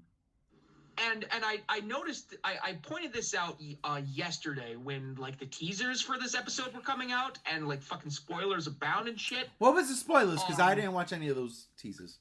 Well, they literally in one of the clips that they showed off yesterday, it was just the whole thing with Godzilla coming out in the bay of Monster Island. Oh wow! Like that got spoiled. Wow! And then in the other teaser, it was the entire emergence of Godzilla out of the ground. Well, that came from one of the first or the second trailer. I mean, I have that same text tone. Sorry. Go ahead, speak amongst yourselves. I'll be right back. Godzilla's calling. Hey, Godzilla, how you doing? We're just talking about you. But I mentioned this with those spoilers. But now I'll mention it now that the episode's out. I love how Godzilla's eye is designed in this. It looks like a Komodo dragon eye. Yeah. And I love that detail. I love that. And I love that he looks not at anybody else. He looks at Kate. He does. Yeah, He acknowledges even like say like, hey, he like recognized you. They even like say like he like she's like he looked at me, and Kurt Russell's character Shaw's like, yeah, he did. He absolutely did. Senpai noticed you. Senpai noticed. Can we just? I mean, with that emergence scene. Holy fuck! This is a TV show, and it's got CGI that fucking good. Dirt and dust in general in CGI has to be a bitch, but it falling off of a character, gravity, weight, that was. I rewound it like twice because I was just looking at like the beauty of it all. Now, I knew we all know Godzilla was going to come at that point, but did you guys see the dorsal plates in the distance? I didn't know. I didn't notice until The Rock finally like bursted away and like fully revealed the dorsal plates. Yeah, so if you get a chance and rewatch it, if you go back and watch it, you can see his dorsal plates and like the runic engraving in The Rock as they're running towards the since Ray's not here, you know who pops up with his gamma balloon. You see them when they're looking out at him. You can see the spikes behind them and everything, and I thought that was pretty cool. Oh yeah. And I love the juxtaposition because literally we just got done with the scene revealing that Godzilla did not die from the nuke. And we see him have the 2014 spines and the whip tail tip at the end. And then we cut back to Kate and them, and he's got the King of the Monsters spines. Mm-hmm. Did they feel a little bit smaller than anybody else? I feel like they were a little bit smaller than they were in KOTM. Yeah, they definitely were like slimmer. Yeah, not as thick. They seemed like they were still growing. Yeah, and that's a nice. I'm glad I wasn't going crazy because in my head I'm like, wow, that's a great detail, and then I started thinking, shit, I'm probably just seeing things, right? But no, I noticed that too. I did, which is awesome. But since Ray's not here, and I don't know if he's going to come up, I guess it's like the only thing left of that is really Daddy-O is still alive. Daddy-O's still alive. He's there. He's telling people, get the fuck away. Godzilla's here. And honestly, I cheered. I was like, wow, I'm so glad he's still alive. It's not one of those story tropes where he fucking is dead and they find him at the end of the season, you know? So, like, I'm really excited to see... He had a replica. He had a replica of that proto orca gamma ray simulator thing. Totally an orca. Hey, I'm back. Godzilla said, hey, you thought episode 6 was something. You just wait. Nice. Right. But yeah, I wanted to tell you, Ray, I really like the detail with Godzilla's eye. Oh. Like it's definitely modeled off of Komodo dragon eyes. If you ever looked at a Komodo dragon eye, like I up have, close. And I see what you're saying. Absolutely. Which is crazy because in 2014, that scene where Godzilla's on the ground and Ford Brody looks directly at Godzilla and Godzilla gives him the look like, I'm doing this for you. Yeah, they didn't really look like Komodo dragon eyes in those shots. Not in that one. And even if you look at 2019 though, which is kind of a discrepancy. when Godzilla looks at Serizawa. Yeah. So Not even then. I think the closest we got was GVK when we see the close up of his eye as Mechagodzilla's coming in to do the kiss of death to him. Yeah. Yeah, because a lot of that movie was Godzilla just glowing blue. That's the one thing I didn't like. I'll be honest. I didn't like the glowing blue eye things. Well, what are you, Super Saiyan now? Stop it, Godzilla! Stop it! Thing about legendary Godzilla that his eyes glow blue. Only I think that's a cool aesthetic. Yeah, it's pretty cool. Now he's going Super Saiyan Rose. But yeah, I also mentioned while you were talking to Godzilla, that I had a good conversation with Godzilla, by the way. So you know, Godzilla actually told me that he's helping, ladies and gentlemen. You gotta be here for this one. He's helping Santa Claus. Apparently, there's this big blizzard in the North Pole, and Godzilla's on scene right now helping Santa Claus and Rudolph and Nixon and Dixon and all those other vixens that dig out the sleigh. So in a week's time, he's the new Rudolph. He's guiding Santa's sleigh with his glowing blue dorsal plates. Godzilla told me Kong is doing well, but his bitch ass needs to stay underground. That's what he told me. Those words exactly, quote unquote. Bitch ass needs to stay underground. Fucking quote. That's what Godzilla said. I did mention while you were talking to him that the juxtaposition between scenes, where the scene before we see Godzilla with his 2014 design, 2014 dorsal plates with tail, and then the very next scene with him emerging out of the ground, it's the 2019 design. It was something when I watched it this morning, and again I watched it at 4:00 in the morning. When I watched it this morning, I was in absolute bliss. Like I had my headphones on, so I wouldn't wake anybody up. But I was hooping and hollering downstairs. I was just like, look at this majesty right here. You know, like, it was absolutely gorgeous. And again, the juxtaposition between the 2014 and then the 2019 spikes. We seen what happened in the comic, but did it happen? Does that comic get retconned now? Because I thought that comic happened in like 2017.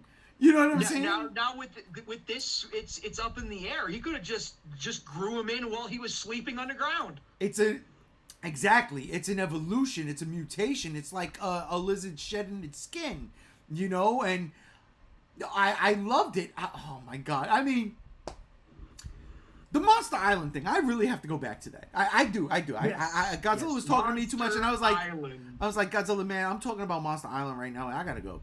But Monster Island, to me, I absolutely, first off, love that they called it Monster Island. But here's the deal. That Japanese scientist, who I fucking loved, I love his character. Oh my god, I love him. He called it Monster Island, but he's never seen a Titan. Yeah. So why is it Monster Island? Ferocious Miracles?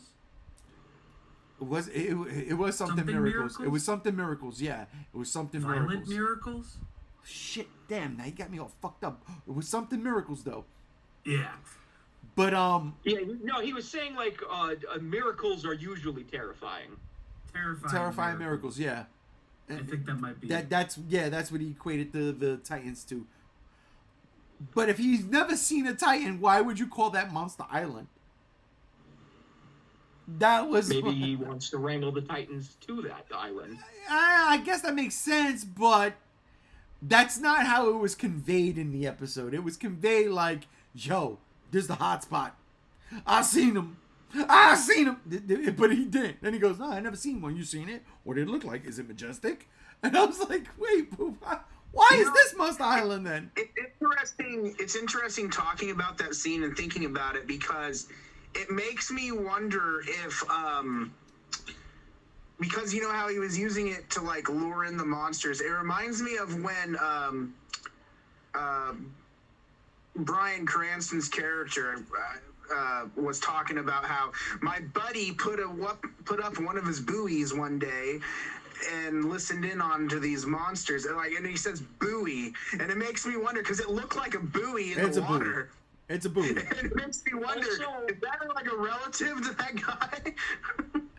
Also, I think this could just be explained by this shit is need to know information, so I ain't gonna tell you if you don't need to know. But I think it's just a bit of a retcon with Kong Skull Island, because Randa talks about, in 1954, those weren't Castle Bravo tests, they were trying to kill something. Well, no shit, they were trying to kill something, Randa. You were there. You were there. You were there for both the nuking of Godzilla and seeing the aftermath where he didn't fucking die. You saw him live. Yeah. And they even say that he didn't die. They didn't get him. Yeah. I loved it. And that was, you know what? That one had me open. Actually, it also kind of cuts back on in the 1954 we awakened something trope, because now they've shown Godzilla in the Castle Bravo. They would have known about Godzilla. So where's the actual awakening part coming through? Yeah. So that's why there's some minor contradictions that I have that are issues. What? Okay. So they're jumping back and forth. What year, if anybody remembers, Rob, you the last one to watch it, maybe you, Games. What was the year that Godzilla appeared in Japan with the lore, with fake Orca? Oh, 55. That was 1955. Oh, 55. Fuck. Yeah, okay. Well then, yeah, that gets thrown out the fucking window. Yeah, like literally Godzilla got nuked in 54, and then they finally discovered and realized that he didn't die in 1955. Well, maybe the whole poignant point is... It could just be explained that when he was explaining the reasoning to go to Skull Island to that one government senator guy, it was just need to know information, and he didn't need to know. Yeah, maybe. True. Because he's under orders from New Monarch, and we ain't there yet. Right? Because at the end of this episode, we see New Monarch. We don't see Old Monarch. And that's the thing. That's where we started at the beginning of the podcast. The fact that Monarch is changing hands with these upper echelons. Because Shaw's out now. Exactly. Because he went to her. Because he had a hard on. He wanted to do his thing. It was a sweet moment, though. It was. Yeah, it was a very good shoot afterwards. that whole dance between them was so cute. It reminds me a lot of the love triangle between Serizawa, Emiko, and Ogata. Although it doesn't seem like Randa and her had a relationship yet.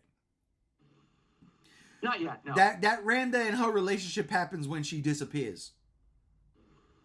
Like that, they're together. They're a thing. Which means... holding hands and everything. She already had... She does stuff that really fucks it up, which could be just this in general that makes her less trustful to him. Yeah. Because she already has the son, which is the father that we're following. Which, oh my God, did we speak about that part? Where he's like waving and they're like, yeah, Dad, yeah. And he's like, get the fuck out of here. Get the fuck Hayaku! Get out! Get out of here! Oh my God, it was so good. It was so good. Oh, I loved it. Going back to the Columbo thing, I really dug that. I can't lie. I did. We talked about that character early on, and I said, Columbo, yes. I really dug it. Columbo? Are you talking about Tim? Tim. Yes. Yeah, talking about Tim mentioning Columbo. And I want to say my piece on Tim. I'm going to give everybody a shot. I don't like Tim yet either. I liked Tim. I really dug him in this episode. I don't understand what they're trying to make him be, because sometimes he's doing things where he seems like a good guy, and sometimes he seems like a really piece of shit person. Chase, let me just explain to you real quick. Before this whole event started, Tim was just the guy in the basement taking care of the archives. He wanted to do something more. Yeah. And this is his opportunity. And he sucks at it. No, he doesn't suck at it. He's actually really good at it. And that was the thing. Tim dies. Spoiler. Yeah, he's dead. No, we've seen stuff with him already where he pops up in the future. Oh, I don't know about They've honestly. already spoiled that in several trailers. For the Godzilla anniversary, they showed the trailer for Monarch, and in that thing, you show him bringing the kids to a big room and being like, "This, welcome to Monarch. Here's your offices." You see that in one of the trailers that they've dropped during that. Really? Yeah, I could have Might sworn be a that was deleted episode scene. 4. I thought that was episode 4. Yeah. I didn't see it. So, but who knows? They could change shit for all we know. But yeah, go back and look at that. I choose to believe Shaw. Shaw went and looked, and he's like, "Nah, everybody's dead." Everybody's dead. He has no reason to lie, especially because Tim ain't his guy. Monique is his girl. Yeah. So, like, I felt the same way. I was like, oh, shit. I mean, and I gotta be honest, I love that, too. The way the helicopter clipped Godzilla. It wasn't a fuselage thing. It wasn't the back end. It literally was the propeller.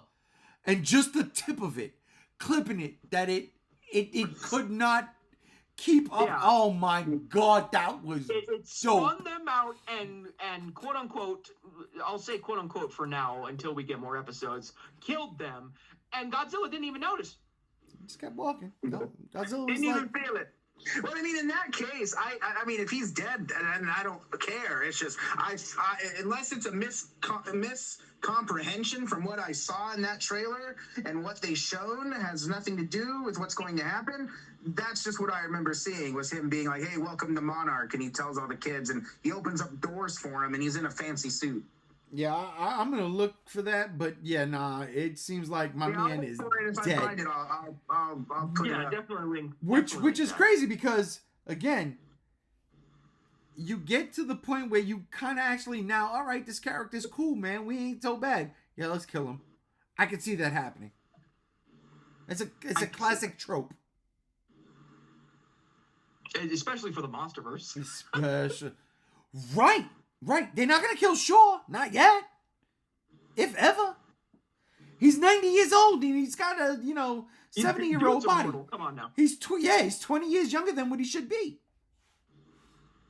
Why is that? It's because on the Hollow Earth, which is why we're going to see the girl again.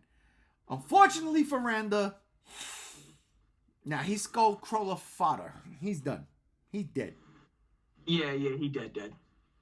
He's dead. Okay. Godzilla awakens. He walks on. We gotta fucking chase Godzilla. That scene right there. Yeah, Shaw wants to chase Godzilla. Okay. Have fun with that. But it makes sense because Shaw also knows that Godzilla is the savior. Yeah. You know? I mean, but he's also a realist because he looked at that director lady dead in the face in episode 5 and he's like, all right, what if Godzilla lost? What then? That's a great point. Let him fight? That's the best you could come up with? That pissed me off. That's a knock at Serizawa. That's one of the greatest lines in Godzilla. Wow, shit. Come on, man. Let them fight is honestly, that's a hype moment, bro. You're like, yeah, let them fight. Let's go. Is Monarch an evil company? I mean, I'm so confused with what's going on with Monarch. It's not that they're evil, it's that they're shady. Oh, you think so? Yeah, I mean, they You have sure? to be shady. They have to keep their secrets. Okay. Well, is that the end It's of like our the CIA, but for Godzilla. Is that the end of our episode 6 review? Or is it time to go crazy? Why not? Let's go fucking crazy. Ladies and gentlemen, welcome to the segment I love to call Super Special Speculation Spectacular! Yes! Let's do it! It's speculation time, one of my favorite fucking times. Whenever I do these podcasts and we gotta think about the future. Think about it! Oh, come on! It's speculation time. Oh, Monarch. Earlier this morning, Brother Chase was like, let's go to the videotape. Son of a bitch, I gotta go through the videotape. Son of a bitch. There's me arguing with Gam Gam about Predator 2. Son of a fucking bitch. You better watch that shit. Here we I'm go. sorry. Here we go. Here we go. Brother Chase, this morning, 5:07 a.m. I'm kind of curious, though, about what's going on. I'm confused. Is Monarch evil? That's Brother Chase this morning, 5:07. I write, Monarch is X. Chase writes, what's X? And I write, the alien theory just might hold gam. There it is. Here we go. Exilians. Here we go. I think Monarch has been infiltrated. Monarch is not what it originally was meant to be. Monarch is the Exilians. They're the fucking aliens. This is what you wanted, Gams. This is it. This is my speculation. This is my super secret speculation spectacular. Monarch is the aliens. Okay? I believe it. And this show is just giving me more proof. There's precedent for that, not in the Monsterverse, but in the Godzilla lore altogether. Because in Final Wars, the Exilians infiltrated all forms of government. So when they see that some of them could be aliens in disguise. When they got there, the thing is, in this particular instance, I honestly believe that. All right, when did in the end of episode 6? When was that roughly taking place? Not the future, the past. It was like after 55. Okay, when did Roswell happen? In the 40s. Yeah. In the 40s, I think. Or was it the 60s? Well, it might have been the 60s. No, it wasn't the 60s. It might have been late 40s, early 50s. I should look that up, right? I should, because I should know what I'm talking about, just so I know. But I'm pretty sure Roswell was 54. I'm pretty sure Creature from the Black Lagoon was in 54. I know that for a fact. Roswell UFO. Come on.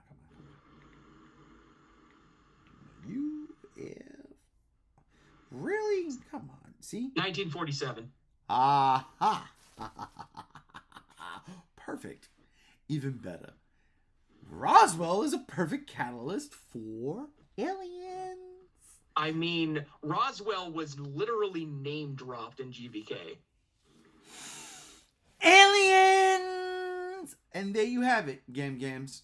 And there you have it. You are right. You were correct in your assumption about aliens in the next movie. And the only way you can do it, and this is it. This is it.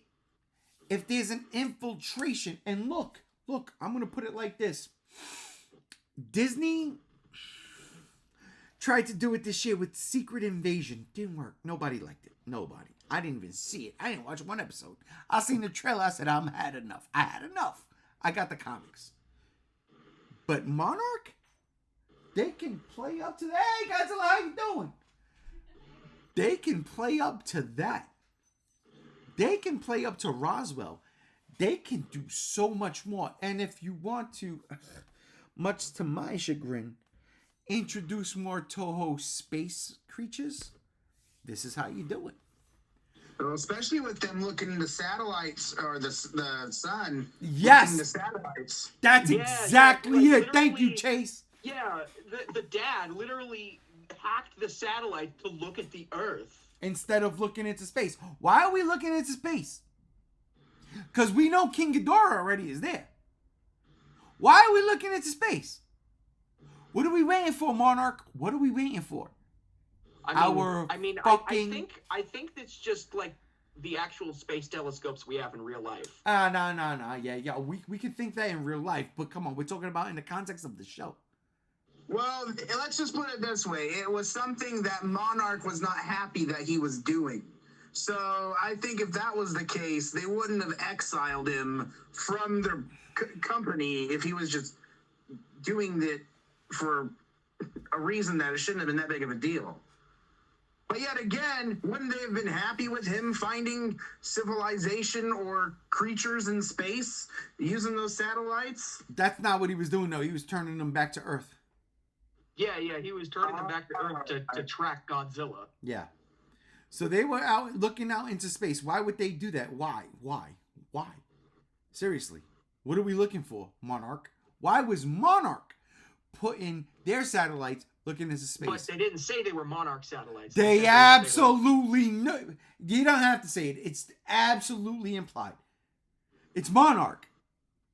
Yeah, I gathered the implication that it was Monarch property. And there's your aliens right there, Games. And they even established King Ghidorah's from space, so it doesn't sound like it's so far-fetched. They established Ghidorah's from space, but we haven't established any alien races yet. Yeah, we don't need to yet, like but this is where we're going. Into just like not making it over the top of complicated. Hey, Rob, you're relatively new to speculation time. I mean, we've been doing this for fucking ages, and you've been doing this for about a year and a half now. So, what do you think about my absolutely plausible yet completely insane speculation that Monarch is already infiltrated by X? Honestly, when you first said it, I was like, nah. But then Ghidorah, Roswell, satellites, space, Bigfoot. Dude, I think it's possible. I really do. I think the Zillions or whatever they're going to be called, they should be called the Zillions. They honestly. should be. I think that's extremely plausible. And if they're in the middle of Monarch, they have access to a lot of information. Dude, oh my God, we need him on for more speculations. This is piquing my brain. Could you imagine they press all the red buttons?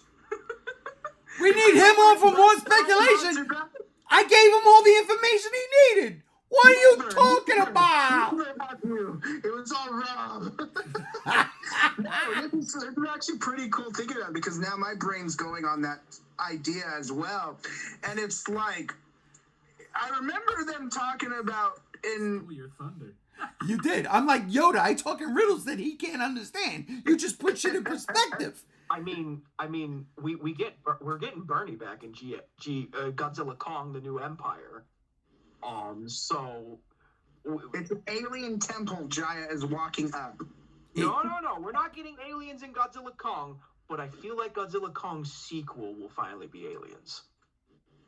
Honestly, bro, aliens within Monarch, where they have corpses of giant monsters, DNA strands, probably blood, samples, offspring. Mecha Godzillas. Mogiras and fucking Mechani Kongs, the whole 9 yards. Dude, I mean, do it. Just fucking do it at this point, man. Okay. It's happening. Okay, I'm gonna drop some research for some I'm gonna reason. drop some wild speculation with just one Toho monster. No! Gigan. Okay. Gigan. No, not destroy it. Gigan. My reasoning is as follows: with this speculation with the Exilians and the technology, we already have a Mecha Godzilla, so they have the mech technology. All they have to do is just dig up one of the corpses, maybe the female Muto, maybe the male Muto, whichever one, and turn it into Gigan. Yeah. I mean, dude, the shark has been jumped. They could do it. Fucking pieces from Mecha Godzilla into a corpse of a Muto. Mm-hmm. Yeah, dude. Like the cyber chip in Gigan's head is like the brain from King Ghidorah or Mecha Godzilla, and he has pieces and then flesh of a creature. I could see that. I could definitely see that. See that. I'm over here still hoping that this radioactive vegetation that they're saying that are left by Titans in the Fallout is going to lead to Biolante. That's what I would like to see too. Yeah. I would love to see my plant girl come back. Mother Nature and Titans and the whole 9 yards. That just sounds like it's. I mean, KOTM set up so much. I mean, you have the oxygen destroyer, the radioactive vegetation, the whole 9 yards. It did so much, and I'd be like fine if it IDW ended up it being aliens, but I'd be a little bummed if we didn't explore other things too. Yeah, that's At the very same time. true. And the IDW comics pretty much solidified that you don't have to have the human soul part of Biollante to have Biollante. She could just be a plant monster. Yeah. And you know what's interesting is that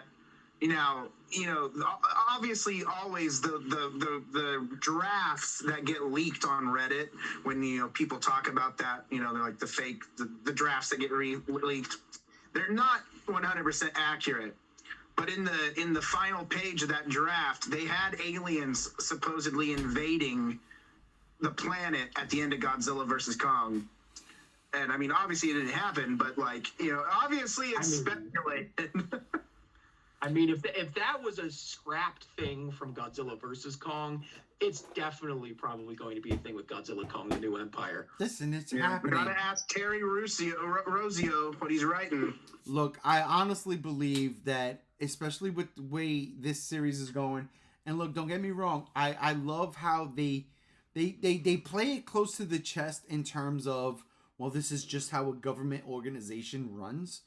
But at the same time, we know from the movies what Monarch is, at least what they portray. We don't see this underground secret shit, you know what I mean?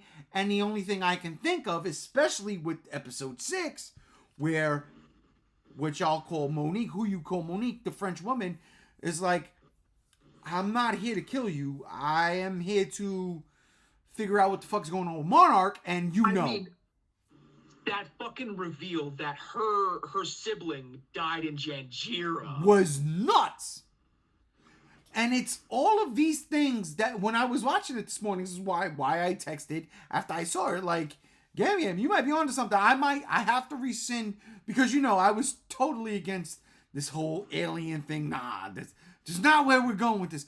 But if they were already here, and we have reasons, and they have been hiding a lot or just trying to keep things in Monarch close to the chest, and why wouldn't it be aliens? And another thing, with the Russell family inventing the Monarch, it could be a thing where it's like not necessarily mirrored, of course, from Invasion of Astro Monster, but since he's a toy inventor, they could have funded them just because they're inventing products to help find monsters. You mean the Orker, not Monarch, right? Well, they worked for Monarch. The Russell family worked for Monarch. Then they left, and then Monarch came to get them again to use the Orca, yeah. To use the Orca to bring all the monsters together so they can take control of them, just like Final Wars. Which does not have Destroyer in it. So let's get that shit out of your fucking minds, because it's never gonna happen. It's never gonna happen. Also doesn't have a box office crawl either. Stop it! Shut up, Rob! Shut up! You kidding me or what? You know what? Come on! Listen. We are kindred spirits here, man. We from the same place. I like to smack these guys down every now and then. I personally would like to see Destroyer in a way. And if I'm remembering the scene correctly, Roswell in the Monsterverse is a Monarch outpost. It is. It is not Area 51 military base. It is a Monarch outpost. It is. There better be an Independence Day joke thrown in that movie. I swear to fucking God. Yeah, no, you're absolutely right. I'm talking fist, bald knuckle, right there. Don't even make it subtle. Independence Day playing on the TV like they had with the kid playing with Godzilla toys. That one movie by that one guy. That franchise. I wouldn't mind it. Just be heavy-handed with it, please. Yeah, just hire Jeff Goldblum. Yeah, do it. I don't see why not. Yes, Godzilla. Chaos theory. When it comes to this show with the speculation, I feel like there's going to be reveals with this show that tie in to Godzilla Kong. I think so. Because with the Frostvark coming up out of the ground, that's a fucking Hollow Earth fucking vortex tube. Oh, yeah. Well, yes It and was no, right there. because, well, no, you're right. Because remember, they kind of went full circle and ended up back at the camp. So you're absolutely Yeah. right. It absolutely could be a Hollow Earth. Yeah, Yep. definitely. And with the fight between the Notgaus and Godzilla that was teased in the latest main series trailer, Episode 7 or 8. they fight right next to one of those vortexes. Yep. I feel like that's episode 10. I feel like that's going to be the penultimate episode. Yeah, It's going to end with a right. monster fight. Yeah. That's gonna be the big finale. Yeah. I will say this. The one thing I am bummed about so far with this show is the lack of Kong or Skull Island. I mean, I also predict that this series began on Skull Island with John Goodman's version of Randa. It's going to end on Skull Island with John Goodman. Really? Yeah, With- we're gonna see John Goodman again. I'm calling that right Yeah, now. I think so too. I think we're gonna jump back to that because they have to show the progression to why they all split up, why he and Randa stopped being friends and everything. Yeah, But John Goodman doesn't have to play that role. Well, technically he does. No, he don't. No, he don't. He's dead. But that character is him.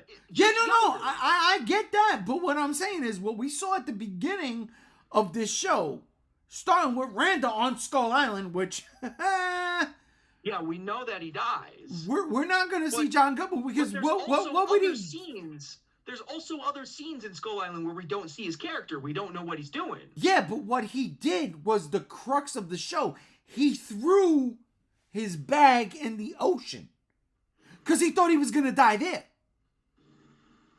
So there's no reason to see him again. He already lost whatever he needed to give to Kurt Russell. He already did it. But So all we get from what here I'm on saying out is is it Skull doesn't Island. It doesn't even have to be like back to Skull Island, back to just some other random scene. It could just be we finally see the files, the full files. We see everything, and then we see like some videos that John Goodman may have recorded. Not on Skull Island. I will buy that. I would buy With that. that being said, I do not like the guy playing Bill Randa's younger version. I do not think he fits that part at all. And I think he I does. disagree. Yeah, I disagree too. I love Durs from Workaholics. Seeing his I goofy do ass too, pop but up. I just don't think he fits for this Bill Randa role. Nah, he does because it's a... And I'll It's tell you why he squirrely. does. Because he's discovering everything now. He's not seasoned the way John Goodman is seasoned. So are you saying his personality changes over the course? Absolutely. He has a kid with a Japanese doctor. I mean, like, let's go. Yeah, things happen in that man's life. Yeah, we ain't seen nothing yet. He's discovering Titans right now. He doesn't sit with me as a character. He's discovered. The only thing that again fucks things up, and Gam Gam nailed it. He was like, well, maybe he can't give too much information to this particular dude. But the fact that he's seen things more than he lets on in the beginning of Skull Island. He's seen things. That's the only asterisk, right? But again, it makes sense. Like Gam Gam said, he can't say much of anything. And again, Monarch keeps changing hands. And we don't know where the hell Monarch is because when we see Randa in the beginning of Skull Island, he's trying to get funds to go to Skull Island. And we don't see how like the leadership changed from the military to the scientists because, back in the 50s, the military was in charge. But in the modern day, the scientist, Sarazawa, is in charge. Well, you know what, though? And they can totally use this. Project Paperclip. They can totally go crazy with that. Totally. What's Which, Project Paperclip? Yeah, well, what the fuck you talking about? oh my God. Rob, you know what that is, right? Oh my God. So Project Paperclip was when when World War II is over, okay? Basically, the United States and Russia, if I'm not mistaken, Cold War?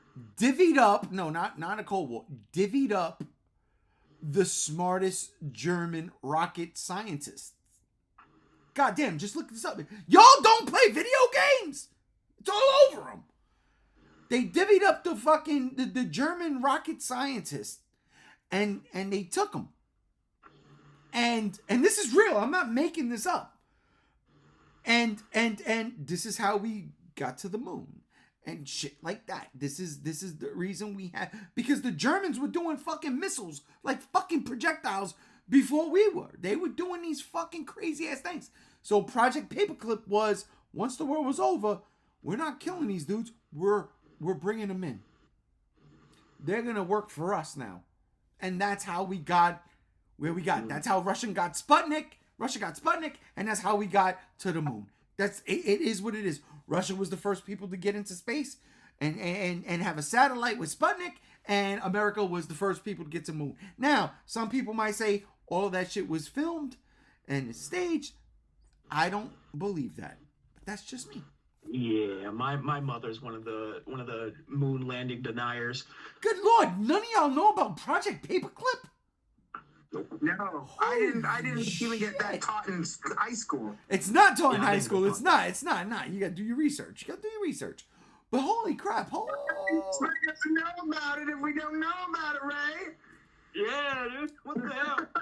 because I thought as Godzilla fans you would look into all this shit trying to find giant monsters for real and find out about Project Paperclip, but I realize now that y'all just a bunch of lazy motherfuckers. Which now makes me want to go extreme right wing. I'm extreme right wing now. Now I'm extreme right wing. That's a joke. That's a joke. That's a terrible joke. I'm sorry. White wing. I'm sorry, right wingers. I'm lying. Hey, what video game did that pop up in then? There's several thousand of them, man. You just got to go and find them. I can't tell you right now. But I mean, I've played thousands of video games and haven't found that pop up once. Not even Call of Duty. That's not going to be in Call of Duty, bro, because that's trying to be actualities and shit, even though it gets stupid. Just Google Project Paperclip. Well, I will. But the last thing I'll say is Colonel Puckett can go fuck it, man. That guy sucks. Yeah, Colonel Puckett is no fucking General Douglas MacArthur. Not at all. Yeah, but we don't even have to worry about him no more because he gave it up because of Shaw. It's true. Now we got this new guy. I didn't even catch his name, but we got this new guy. He's the Navy guy. He's the Navy guy. He's the Navy guy that said, "Oh, you're Japanese," and then Puckett goes, "Oh no, but she's one of the good ones," and then she got offended by that, and I got offended by that. I'll be honest, like, wow. Yeah, that but, was. That was the time. That was the time. Mm-hmm. That was the time. Exactly. That was the time. And it was slimy. Exactly. But yeah, super speculation mode again. I honestly believe that Roswell has a definite bond and connection to where we're going eventually with this legendary. The trajectory is definitely going to lead to aliens. And there's so much information with episode 6 alone that absolutely proves that theory. Not my point, but that theory. It makes that theory sound. The fact that they had the satellites moved around. Why were they facing outwards? And now why would you be looking outwards with all these satellites to begin with? The satellites are supposed to be for defense. So why are they looking up? Monarch. Because Monarch is aliens. They're waiting for their mothership to fucking finally descend from wherever it's going to What's descend. great about this is we all sound like conspiracy theorists talking about this. But no, but we're talking podcast. Exactly, but we're talking about in the context of the show where it's going. We should cut this clip and send it to Legendary so they can use it. I don't think we need to. I think they're already on it. Yeah, I think they're already on it. But anyhow, listen. Any last words I want to ask my esteemed panel here, starting with you, Gam Gams? I mean, just wrapping it all up. I fucking love this show. I can't wait to see where the rest of this goes. And even beyond that, I mean, I don't have much hope for the human story of Godzilla Kong: The New Empire, but I am looking forward to that stinger at the end where the alien invasion starts. It's already here. I keep telling you, we just did 30 minutes of it. Brother Chase, final words. My final words are for viewers that have not gotten into the show. One thing you need to know is that this show is for a mature audience. So if you can't sit straight and watch a show and tolerate people kissing, the show is not for you. Wait till you're older to view it. But other than that, the show is fun and full of Godzilla's craziness and just really well done. And I'm enjoying it and can't wait to see where it goes. As an addendum to what Brother Chase just said, it's one scene. It might be 5-second kiss. It might be 5 seconds. But Jesus Christmas, it's just one scene. Dude, come on, really? Come on, really? Get over yourselves. I'm talking about... But I digress. Shinrob! Final thoughts. Final thoughts? What a great way to spend 6 hours today.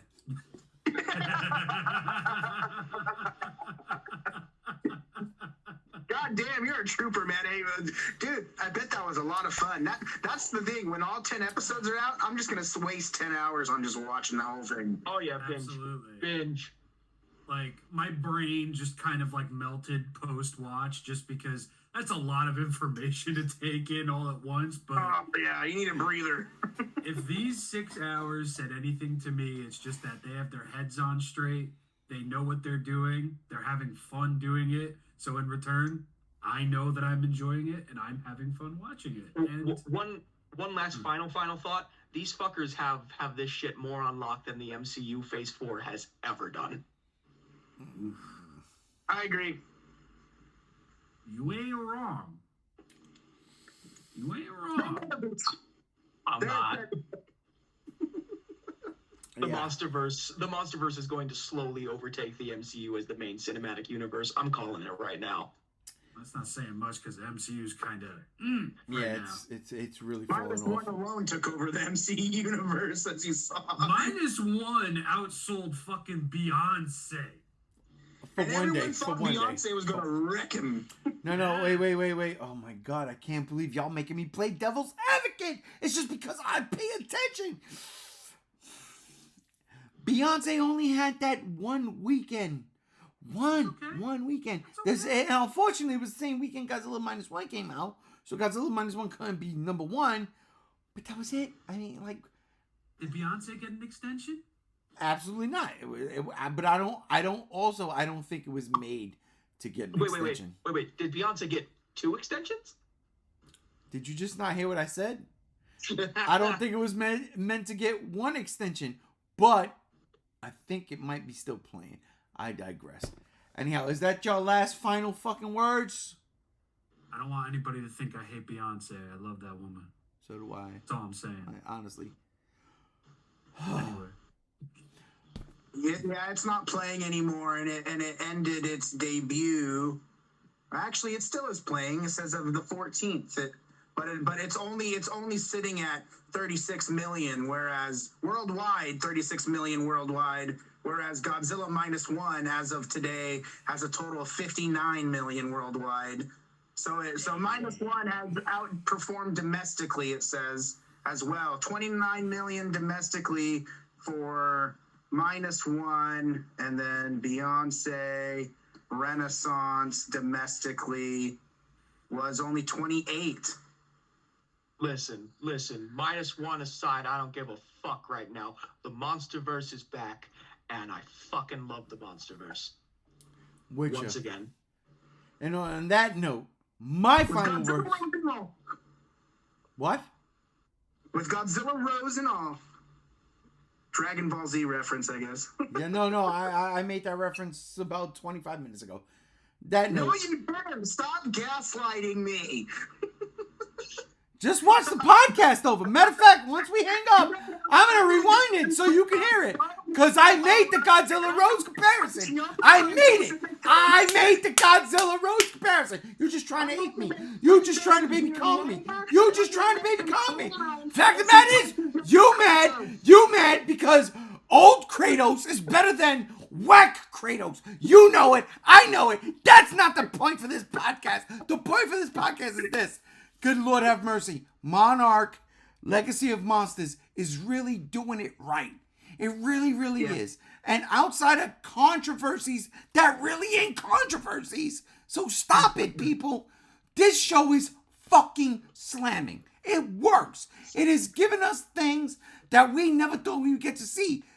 In particular, Godzilla in a TV show. Come on. Stop it. Stop the fucking hate. Stop the fucking hate. It's ridiculous. We've got Godzilla -1 in theaters, rocking it. Whether it's making trillions of dollars is irrelevant. The fact of the matter is, people are saying it is one of the greatest movies of 2023. Then we got this show. Then we got the Godzilla X Kong, Godzilla Kong trailer. And all I'm saying is, as of right now, December 15th, 2023, we are living in the most righteous time for being a Godzilla fan. It has never been a better time. There has never been where we can have so many different versions of Godzilla connect at the same time. And whether it's good or bad, the fact of the matter is, it is here.